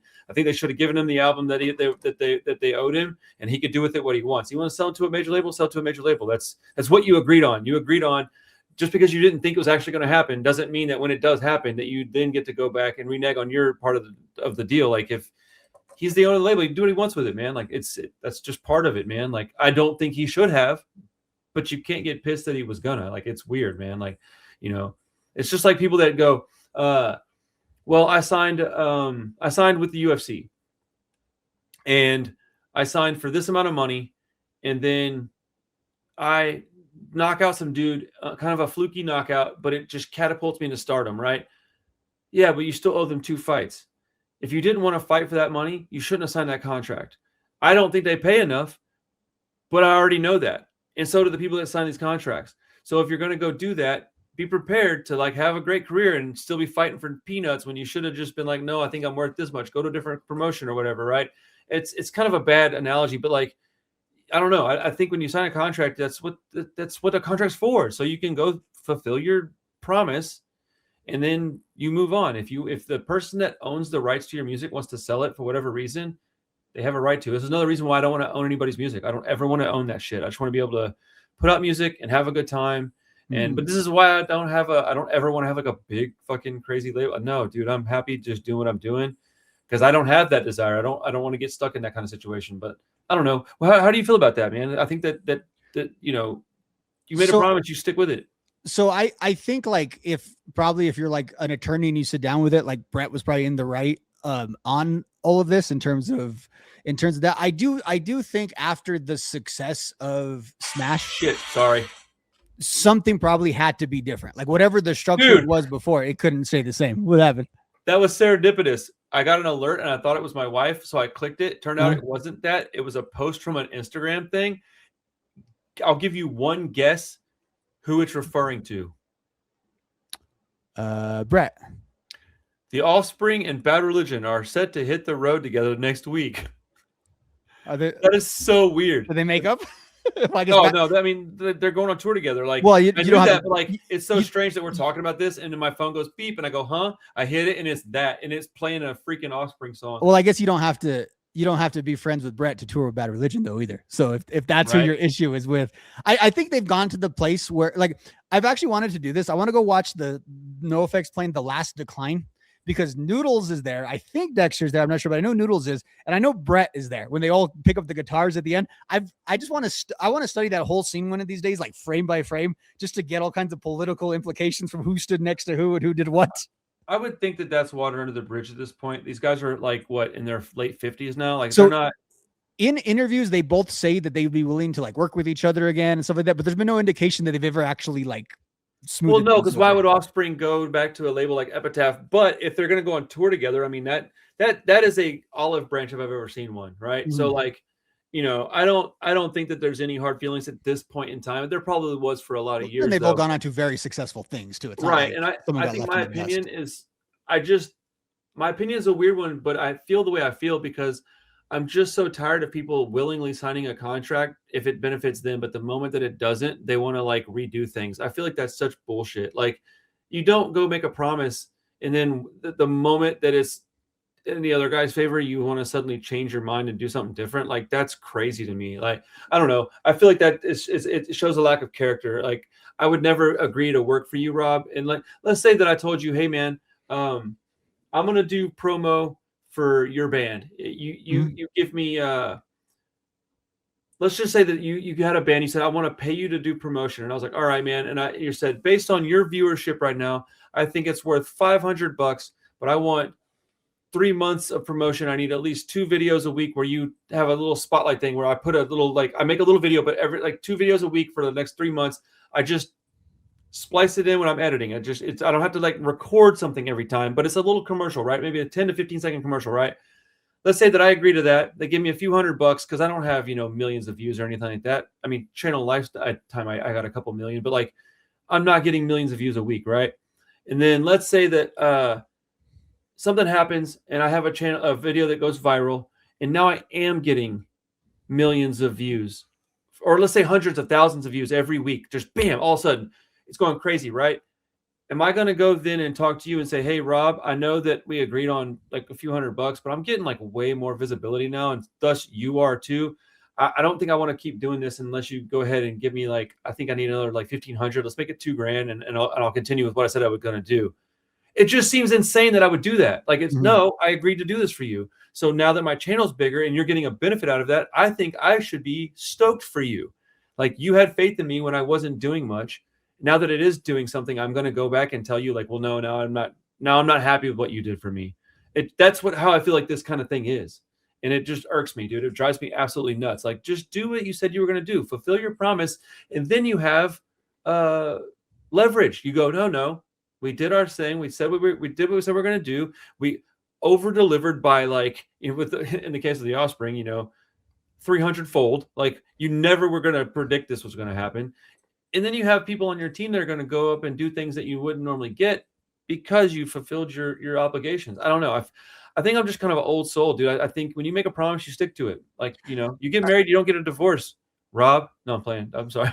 That was a good one. I will say this. It's funny when the shoe was on the other foot, because ask Davey Havoc how he feels about Dexter Holland as a label owner. And Davey Havoc has nothing good to say about Dexter, and he pretty much has a lot of the same criticisms. Really? Not that he tried to sell it, but Davey has. I think it's just label heads and bands. Yeah, it's funny because another band that it's a similar trajectory and a band. I didn't know that. But yeah, he's never really gone specifically into. There's a lot of instances of this though, where like there's some where like, okay, when Green Day left Lookout, like it was basically a party in some ways for like they didn't want to lose them, but it was more of like a band that graduated.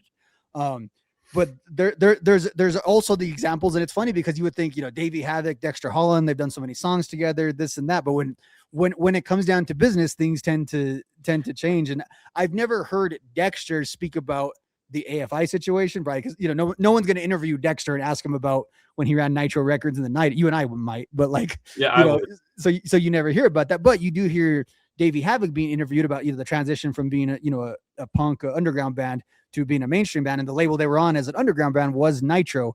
And I want to say it's not the selling of it, but it's almost kind of similar of it. They didn't feel like basically Nitro was. I think maybe it's I don't know what it was, but I know there was some issue with money and all of those same things that would come up between a label owner and someone in a band. It's funny because you always talk about these label owners that come from bands because they're going to understand it and they're going to get it.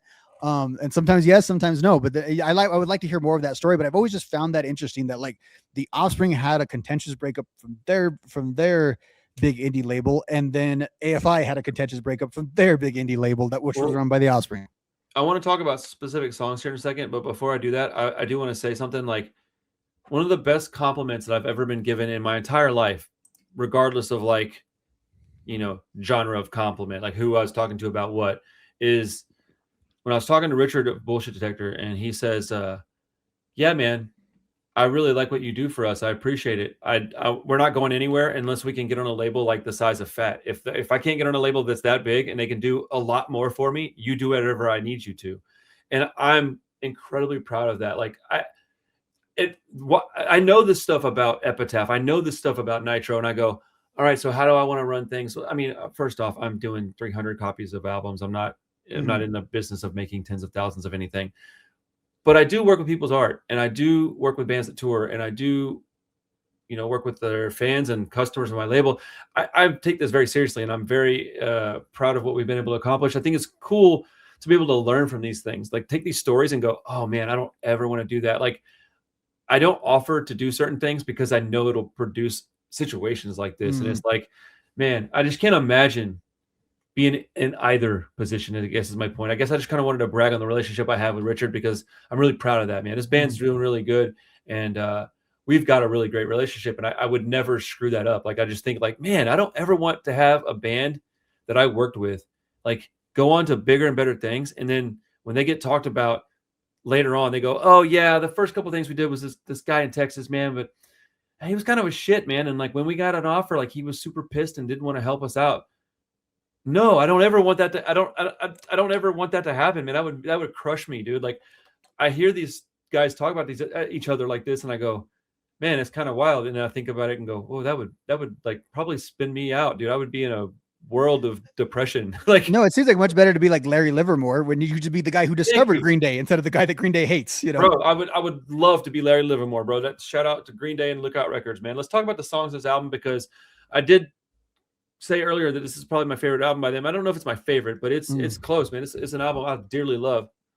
Yeah.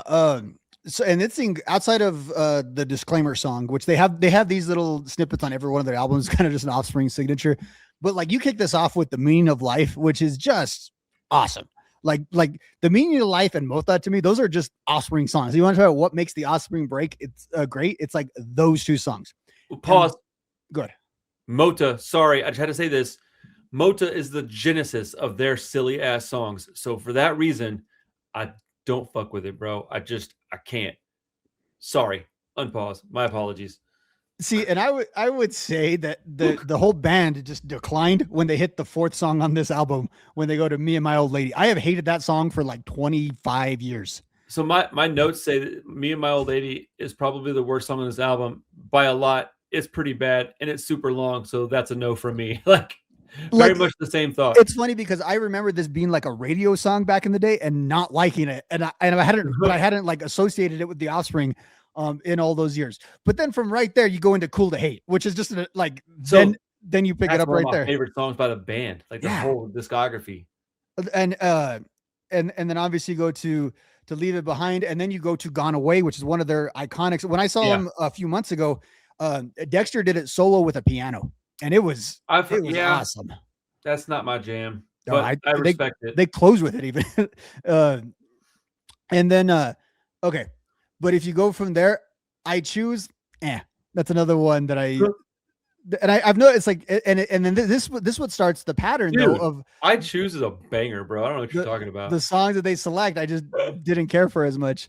And then obviously All I Want is a good one. Okay. Way Down the Line and Don't Pick It Up, especially, even if they're trying to make fun of like third wave ska, or I don't know what they're trying to do, whatever it is, whether it's parody or tribute, it just doesn't work for me. Dude, we disagree on this album a lot. I love that song. But then, and this is, I think I know we're going to disagree on this. One of my favorite things about the Offspring is like their 10-minute last songs that they have. Yeah, it's just so stupid. I love those songs on every one of the Offspring albums that we talked about. And Change the World is another one, which I don't think it's exactly 6 minutes long, as I'm seeing it here. I think it's a little bit. The last song is like 5 minutes and change, I think, right? Yeah, it's not quite this like 7 minutes that it has it listed or whatever, because I think there's a hidden track. Some stupid nonsense at the end of it.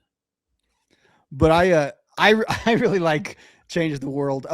If I had a top song on there, it'd probably be Cool to Hate.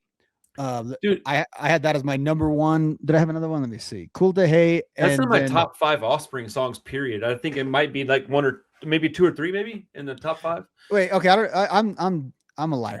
So now I'm actually looking at my notes instead of looking at the track list. Here's what I have for my best. I have Cool to Hate, Meaning of Life, and Change the World. Didn't I just say I didn't like Change the World a minute ago? I thought that's what you said. Yeah.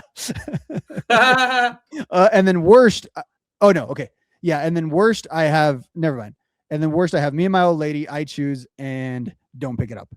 Dude, I love those other two, man. Me and My Old Lady, we agree on. But so who's the intro? It sounds like Jello Biafra, man. I don't know if it is. I think so. It's got to be. Really? Yeah. It sounds like him.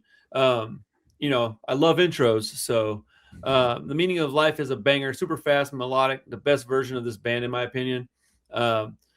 Like I said earlier, Mota is the genesis of them doing silly songs. The music, the melody, that's fine, but the lyrics are real silly. It's very catchy though, so I still sing along to it, which is frustrating. Me and My Old Lady makes me want to turn the damn thing off. I hate that song so much. We agree on that. Cool to Hate, one of my all-time favorite Offspring songs. It even has a rad breakdown for all the angry hardcore kids out there. You gotta love it, man. You can do some spin kicks if you need to. Gone Away isn't a song I personally like much. It has too much 90s alt rock in it, and it's far too long for me. But I still know the song, and it's definitely a big song for the band. It was everywhere in the late 90s, man. It reminds me of a grunge band or song. I just can't remember which one, but it reminds me of something. There's a song that song very much reminds me of. It might be a band, but but no, that song has like a Candlebox kind of feel to it, like the 90s rock radio. Yeah, for sure. That's where the Offspring was actually brilliant, is that with Smash and this album, they were able to blend like grunge and alt rock stuff within punk, because their first two records didn't have none of that. It was punk rock. Yeah, it was like TSOL copy. Yeah, dude. Yeah. So they started blending these sounds with like a more commercial, still heavy, but a commercial sound. But what people were listening, people who liked rock music at the time, that's kind of like 90s alternative and grunge music. But you know, whatever though. I Choose is a banger in my opinion. It screams 90s punk rock. It just sounds like MTV Warped Tour and skate videos on VHS, man. I absolutely love that song. I'm sad that you don't like it, but it's whatever. It's just a song. I think I have that. I think that was the one. Oh no, yeah, I don't have that in there. And I have it on there. I looked at my notes and it says bad 90s alternative rock. That's actually what I wrote. Yeah, that's how I feel about the one right before it, dude. Gone Away is a bad 90s alternative rock song. And then I put intermissions are ... real dumb. All I Want is a top 90s skate punk song in my opinion. It's just a badass track. I don't know. So I don't know how anyone can listen to Way Down the Line and say that this band isn't a punk band. They were considerably more punk in sound than someone like Green Day. It's kind of amazing how this band got so big, honestly. They blended some alt rock and grunge sounds with skate punk and early hardcore punk very well, though. Their lyrics have always been very good too, with the exception of their silly songs. But I don't see how you can listen to Way Down the Line and not think that this band is super punk rock. Just listen to the words, man. Listen to the fucking words, dude. It gets me so angry. We're gonna talk about that with the next album too. That if you listen to the words, you can't talk shit on these bands, dude. Like you just can't. And then I put Don't Pick It Up, and I put exclamation point like a bunch of times, and I put Offspring. Offspring, I like that. Amazed is another one of those songs that transports you immediately back to the 90s. It has all the signature sounds from that time period. Not a song that I care for, but it's very nostalgic. And then I put At Over 5 Minutes, The Closer, Changed the World is objectively fine, but way too long for me. I just don't care for it. So the last two songs kind of just ruin the end of the album. But like the highs on this record are so high that I love this album. I don't think it's going to end up being like my favorite album, but the songs that are really good on it, they eclipse some of the highlights of other albums that are better albums. It's weird, man. It's like you can only have one, dude. You can either have an album that's got high highs and then kind of low lows, or you can have like a solid album. This is one of those ones that's got a real polar track listing. And then you get an album like Americana. It's got a much more even tone throughout the entire record. A couple of songs I don't care for, but as a whole album, that album's pretty perfect. Yeah, I kind of want to redo some like top 10 lists soon. We need to do some stuff like that pretty soon. We need to do like our top 10 favorite songs from a band soon. I haven't done that in a long while. I don't know. I think we have done the Offspring before, but like my perspective on that would be slightly different now from all the Offspring episodes. Bro, if we do that and then we wait 12 months and we do it again, our lists are going to change because we change as people. It's impossible to have the same exact list. My favorite song of all time for like 25 years was Old Friend. And then one day it just switched to The Journey to the End of the East Bay. And like, I don't even know why. Just one day it was like, that was like the one that spoke to me and it's been like 10 years since that happened. And but other than that, like I changed, like my favorite songs change typically. My favorite band won't, but like if I listen to One Man Army on any given day, I'll pick 3 or 4 different songs to start the day with. Like it's anyways. How do you rate this album on a scale of 1 to 10? So let's see, on the subjective one, let's see. I probably go 8s on both. Maybe a 7 on the objective rating, to be honest with you. And that sounds a little more critical than I'm intending it to sound, but I do think the lows are pretty low on this album. And I would say like it's even different than they are on Americana, because like I might not care that much for Pretty Fly for a white guy, but I can sort of see the appeal to it, and sort of like I enjoyed it at the time and this and that. The songs I don't like on this one, I can't ever see myself enjoying or ever liking, or like I just don't see the appeal in them in that same kind of way. With that said, it's hard to call this a weak album, because I think that is the general construct of Offspring albums. There's always a couple of songs that you might not like, but the great songs on this one, they're as good as any of the great Offspring songs that there is, and the best of the Offspring is as good as any other band you're going to find out there.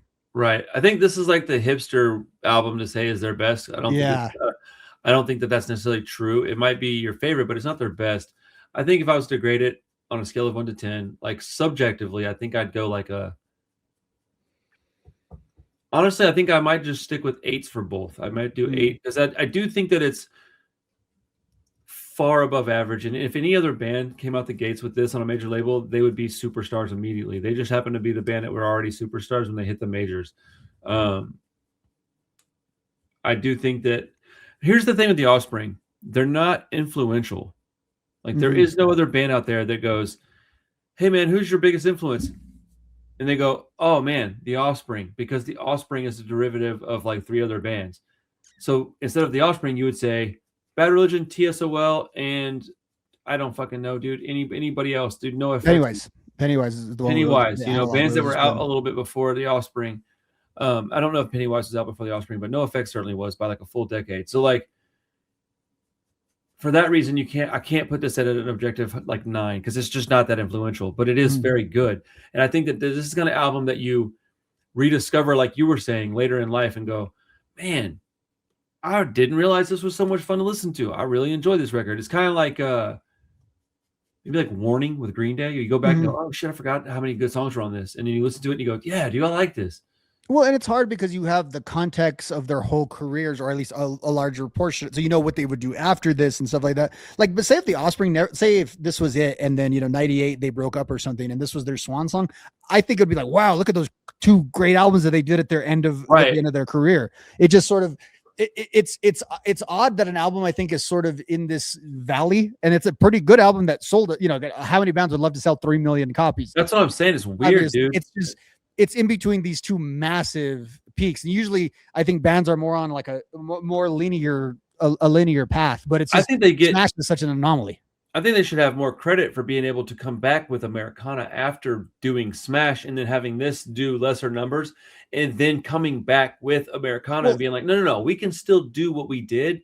That was a weird, contentious part of our life. Like we just had a rough patch for whatever reason. I want to know the thought process and legitimately on like the label side of things, because I just feel like there's so many stories like this of, again, if you just even slightly underperformed the Columbia put a ton into Americana too. Like they made sure that album did very, very well. And it's like, I wish labels would behave like that more often, because I think bands can grow and turn into these things. I've got an idea. I've got an answer for you that I don't know if it's true or not, but it's speculation. This is my thoughts on that. I'd be willing to bet that when they went to the major label, they already had this album written, and they were like, hey, we'll come and write an album for you guys if you'll put this one out. And they were like, well, it's pretty good, so let's put it out, and then we'll work on their debut, quote unquote.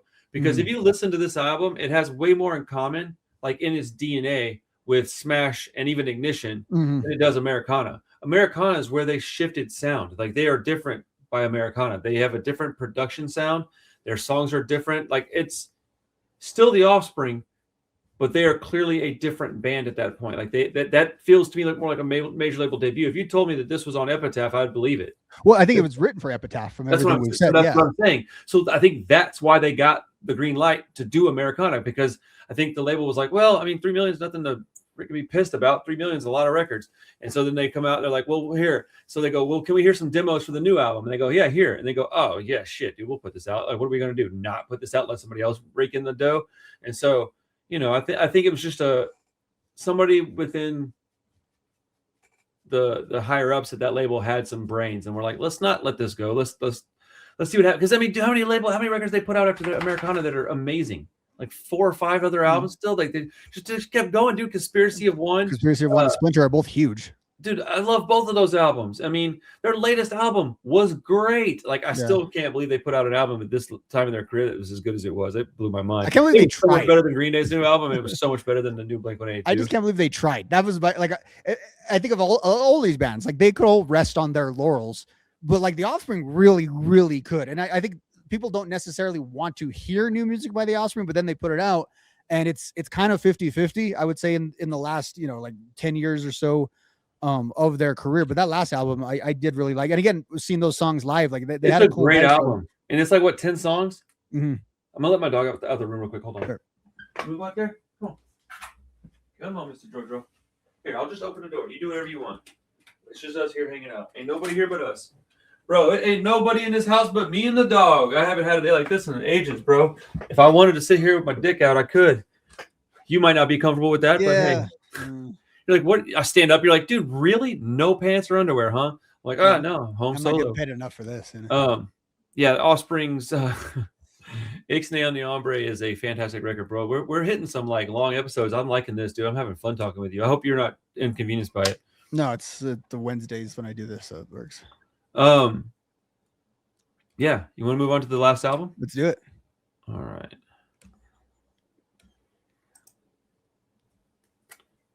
So also in 1997, we get one of the most important records of an entire genre's existence. Third wave ska probably wouldn't be the same without this record. 1997, we get Let's Face It by the Mighty Mighty Bosstones. So if you were to ask me, like, hey, what are your favorite ska albums? Like your top 5, I think I would have been like, well, this has to be on the list somewhere.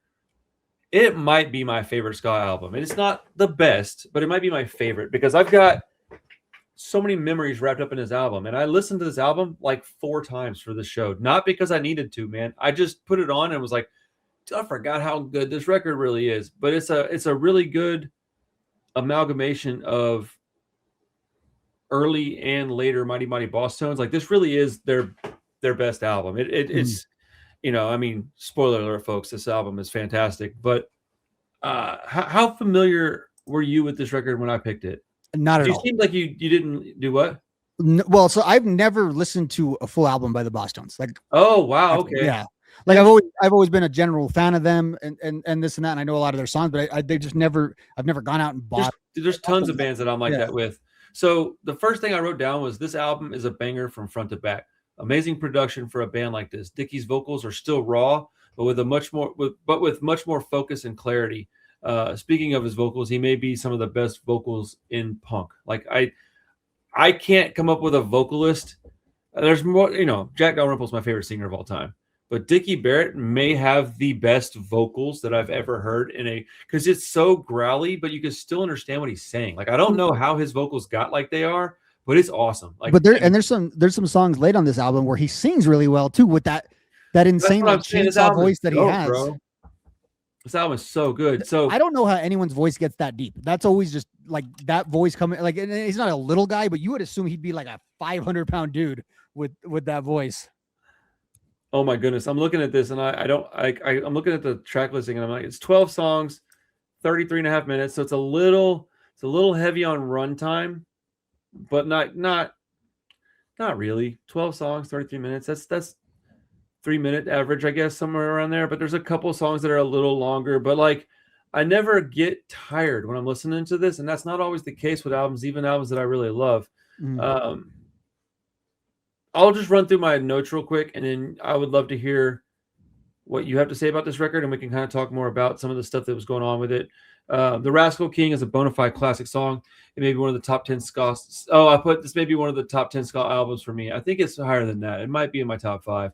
Royal Oil. It's a song. It's one of these songs that back in the 90s, and they still do that to a degree now, but like they had these songs that were like pop centric songs. I think of like songs like Semi Charmed Life with what's that band called? Third Eye Blind. Third Eye Blind.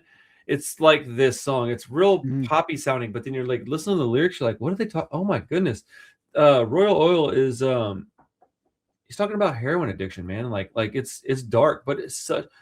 I've been listening to this album like in its entirety for a lot of years. When I got this record, it was one of the ones that I convinced my mom by letting her listen to a couple songs. Like, oh, it's not that bad. You know, there's not a lot of cursing in it. It's like the production's clean. It sounds good. It's got a lot of melodies. It's got horns in it. I'm like, this is ska, Mom. And she's like, all right, whatever. And let me keep it. You know what I'm saying? Like, so I was really, really attached to this record. Like bands like Mustard Plug, Skank and Pickle. That's the only way I was able to get some punk music in my life back then, was getting it through like third wave ska. And so maybe that's why I'm so attached to this record. But I think if you ask anybody who's a fan of this genre, or a fan of Boston music, or a fan of even punk rock, really, that, hey, how do you feel about Bosstones? Let's face it, like, it's a great album.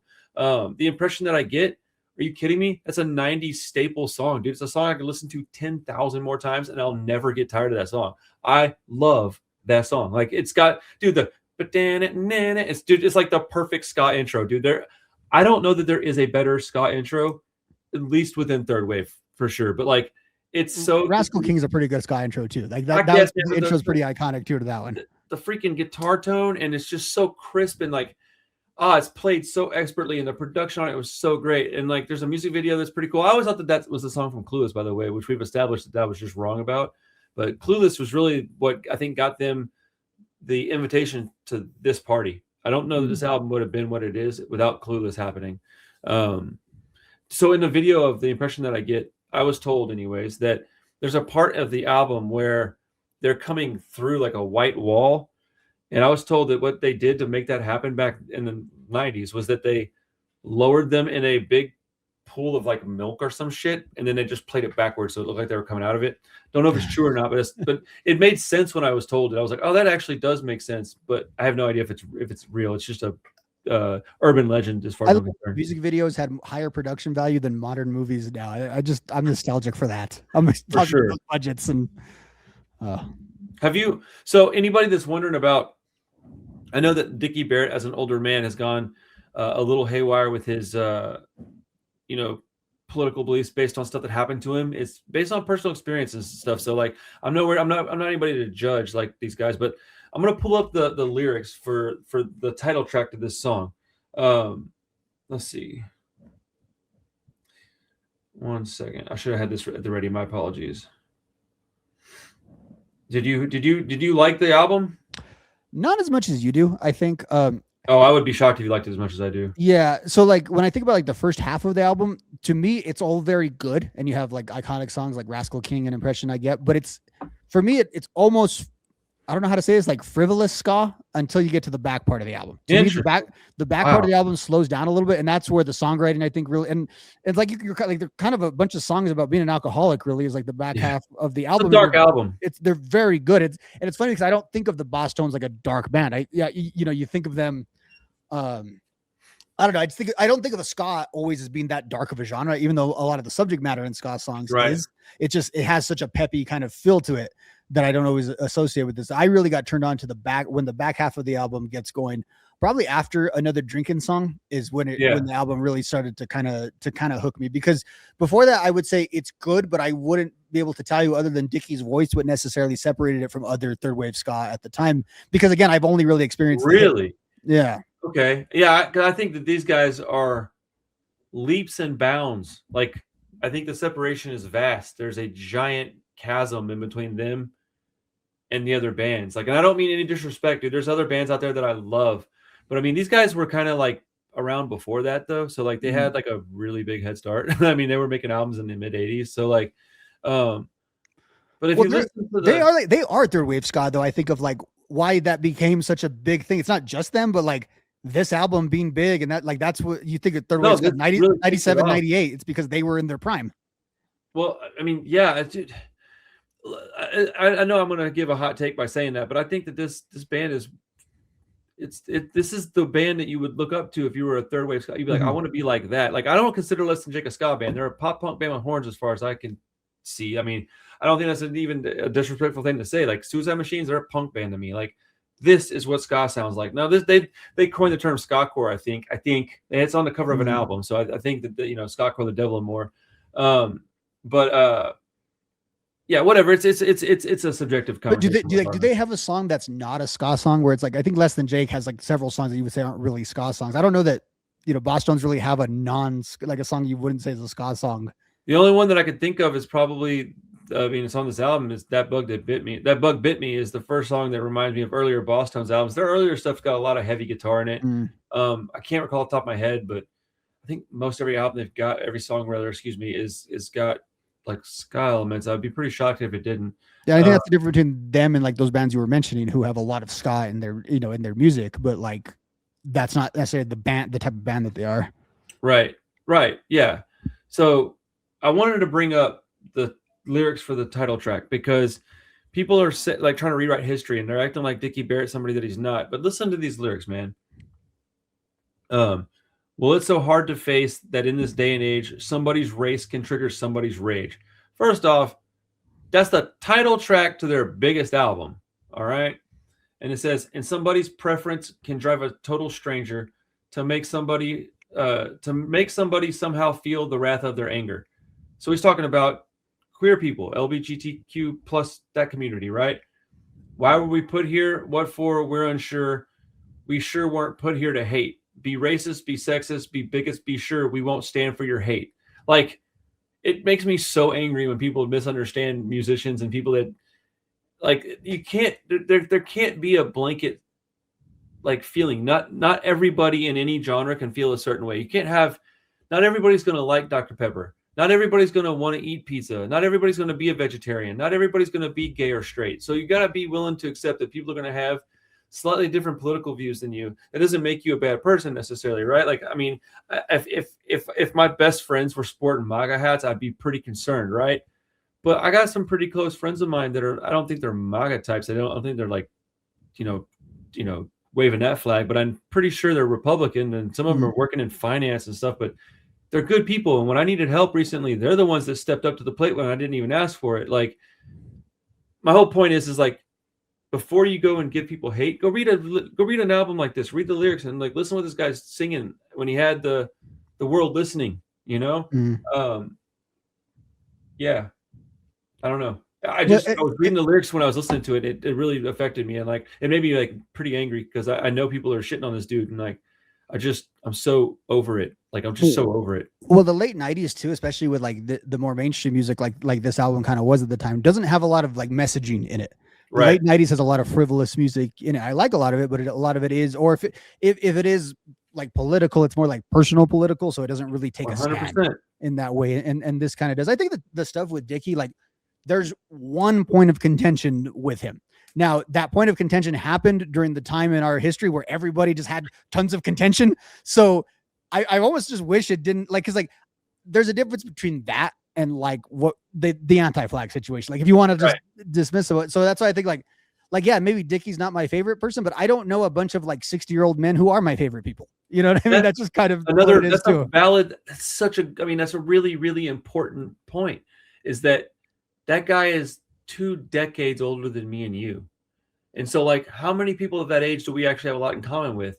If you talk to some of the older punkers right now, I mean, look at the band Fear. I know a lot of punk bands that like that band, punk rock people that like that band.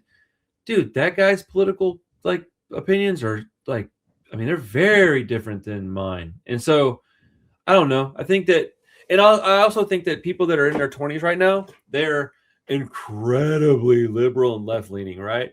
And I'm a liberal, I'm not a Democrat. I'm liberal, right? I would say that if I had any political thing, I'm figuring out later in life that I think I might be an anarchist. I never would have thought that before, but based on like just how I feel about things currently, like I think that that's where the camp that I fall into the most. I'm a square peg trying to fit into a round hole, so I don't really fit in anything. But you can't tell me that when you're 19, 20 years old, you have these political views, but when you're 35 and you've got a wife or a husband and 2 kids, or let's say you're gay, so you have like a child with your partner, like you think you're going to feel the same way at that point in your life that you do at 19. You just haven't lived long enough, so you have no idea that I'm telling you the truth. You're not going to feel the same. I guarantee you that you, Rob, feel different now about a lot of stuff than you did in, say, I don't know, college. Like, bro, what? So your life is this long journey, and your political views are going to change. They're going to waver. They're going to mold to who you really are. And you're going to have to accept some things that maybe you don't want to admit in public. But like, I find that I've actually gotten probably more liberal as I've gotten older. But for a while, I wasn't sure. I think I was like pretty okay just doing the regular guy. I don't want to even think about it type of shit. I don't know that I can do that now. I went through that phase, and I don't regret that phase, but like I remember going through that exact phase. Yeah, I've got a very strong opinion on politics at this point in my life, and I never thought I'd even get here. I did all that when I was 20, and I'm like, so I've done like the full. I'm back at being that way, but like I've experienced thinking about things from the perspective of I've got kids that are going to be in a school, and I need certain things to happen for them to be safe and learn shit. And I'm sort of religious, but I still think they should separate that stuff. It shouldn't be. It's school, man. Let them, if they need to learn some stuff about religion, I will do it as their father. Like, if they need to learn how to read the Bible, I will let them read it myself. Like, I don't need to send them to public school for that. So I'm stuck in this weird position in the middle, which is why I don't fit in anything. I have, my whole point was, before I started ranting, was that this song is, but that's what this song should do. It should bring this out of people, man. This song is important, and it's important in 2026, dude. It's a great song. The lyrics are beautiful, and I commend him for writing them. I will shut up now. Sorry. I like ranting if you haven't figured that out yet. Yeah.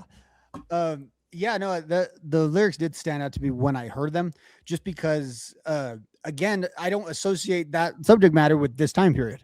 Like you associate ska with a lot of this subject matter, but you don't necessarily associate like MTV ska with it in the same kind of way. No, there's something like, I think with a band like the Bosstones, it's a very, like, even though it's a ska band, it's a very singer-songwriter band. And so you're going to get all the parts of that. I take more of an issue with artists and stuff like that when I feel like their music is trying to really be like an agent for something negative versus like a bunch of crappy people who are playing good music. I think there's a little bit of nuance. Like, yeah, I know what you're talking about with Fear, but like, I still think Living in a City is a great song. Well, I didn't mean any disrespect necessarily either. I was just making a point that, like, this Lee Ving, right, is his first and last name. He's got, pretty conservative lyrics and viewpoints, as far as I can tell. I've never seen anything to the contrary of that. The Misfits would be in that same category, even the ones we like. So I mean, that doesn't mean that he's a scumbag necessarily. Like, I don't know. I think that if you only lived 19 or 20 years worth of life, that while I appreciate the passion, you've got a long way to go. And, vote, do your thing, but like, don't judge people for shit that you have no idea about. Like, I get really, really frustrated when I hear young people talk crazy shit about old stuff. And I'm sure I did the same thing. I'm not claiming that I didn't. But I understand now the whole, you don't even understand it, kid. I understand that now. And I'm like, oh shit, I'm that guy now. With my son right now, because he's starting to become politically like aware.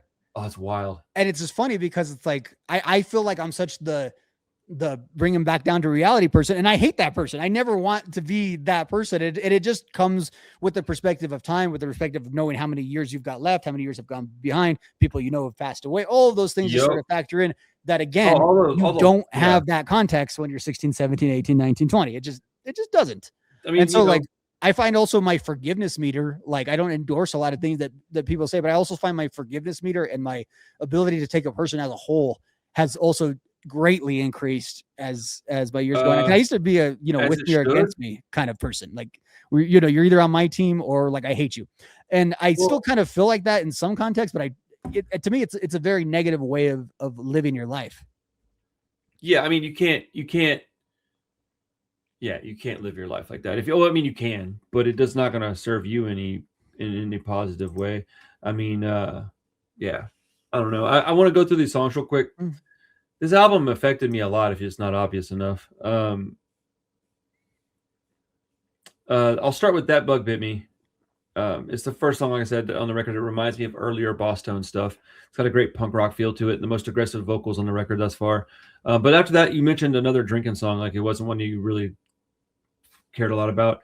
It's a much more somber, darker song, man. The chorus. No, I said I liked it. It's what turned the record around for me. Oh, that's the one that turned it around for you. I misunderstood what you said. I'm sorry. Yeah. But I said this track is one that's very dynamic. Really brings some body to a song that could have just stayed a slow. Oh, I put the chorus, the hook, and then the bridge of this track makes it so dynamic. It really brings some body to a song that could have just stayed a slow jam. An excellent songwriting. What you call a disease, I call a remedy. What you call the cause, I call the cure. That's lyrics I understand in a deep personal way too much.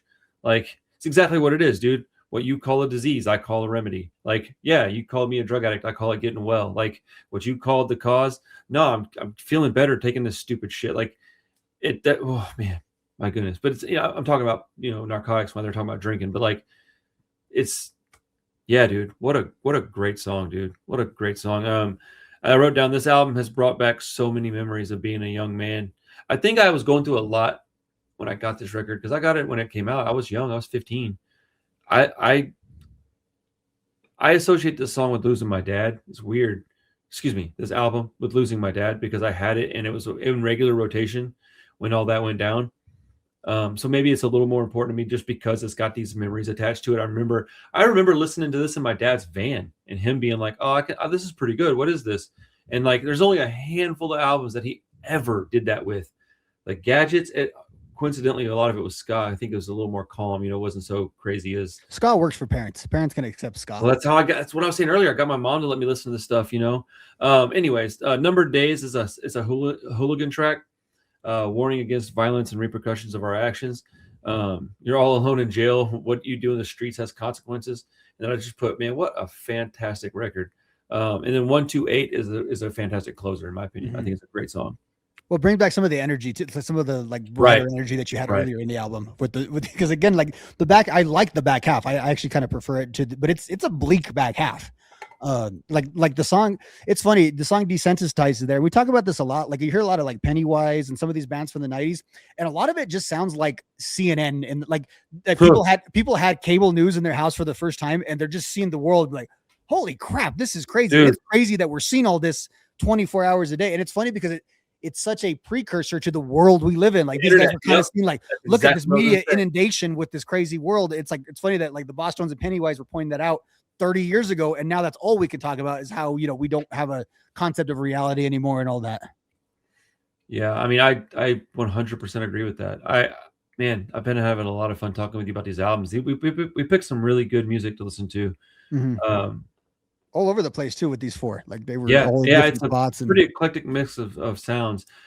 In the interest of sparing people another 40 minutes of us rambling about shit we've already talked about, what kind of grade would you give this album? Mine's going to be very obvious and probably a little too high. Okay, on the subjective level, I've got it again about that 7 range. Again, because like I said, it's not my favorite. I also just haven't lived with it that long. Yeah. So I like that you're giving it. I'm happy with a 7 because knowing that you didn't live with it, I didn't know that. So objectively, it's 8.5 or 9 because it's like, again, that's third wave ska. Someone asks you what that was, you could probably just hand them that CD and they would 100% kind of get it.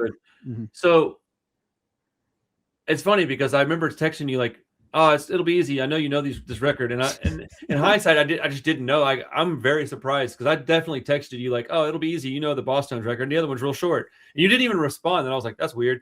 So I should have caught on that you were like, "I don't know." Well, and I had a whole thing, and it was too complex to explain in the text. I thought we'll just talk about it on the show because I was like, I was gonna say like I consider them one of my top bands, but I kind of only know their hits. There's nothing wrong with that, man.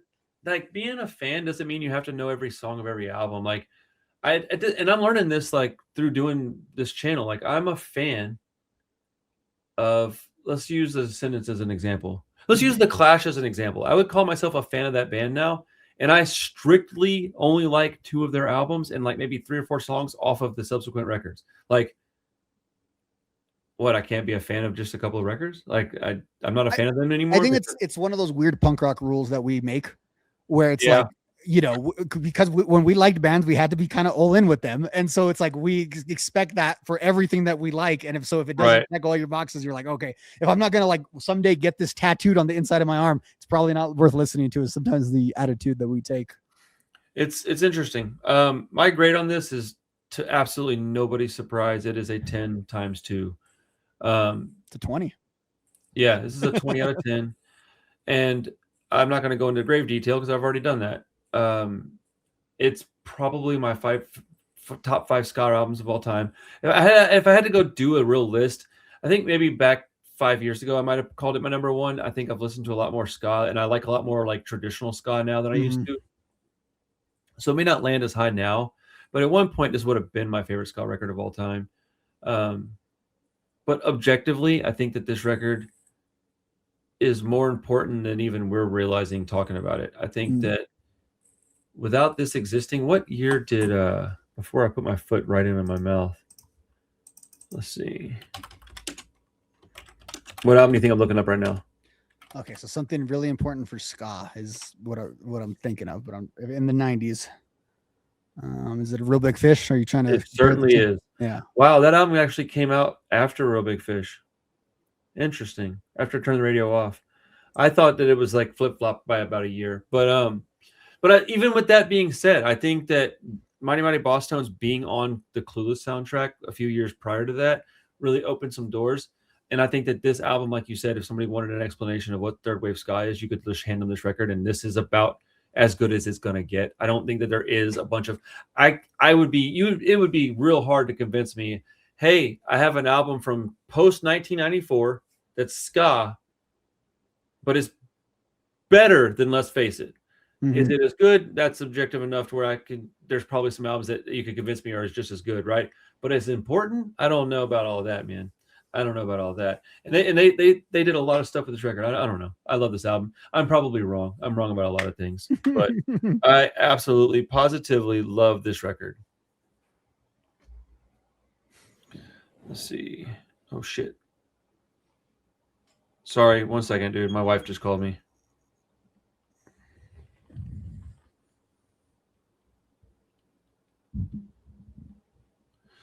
Okay. So, yeah, we've established that this is a good record.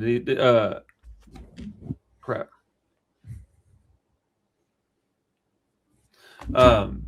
Sorry, I didn't expect her to call me. She doesn't call me very often. So I was like, oh shit.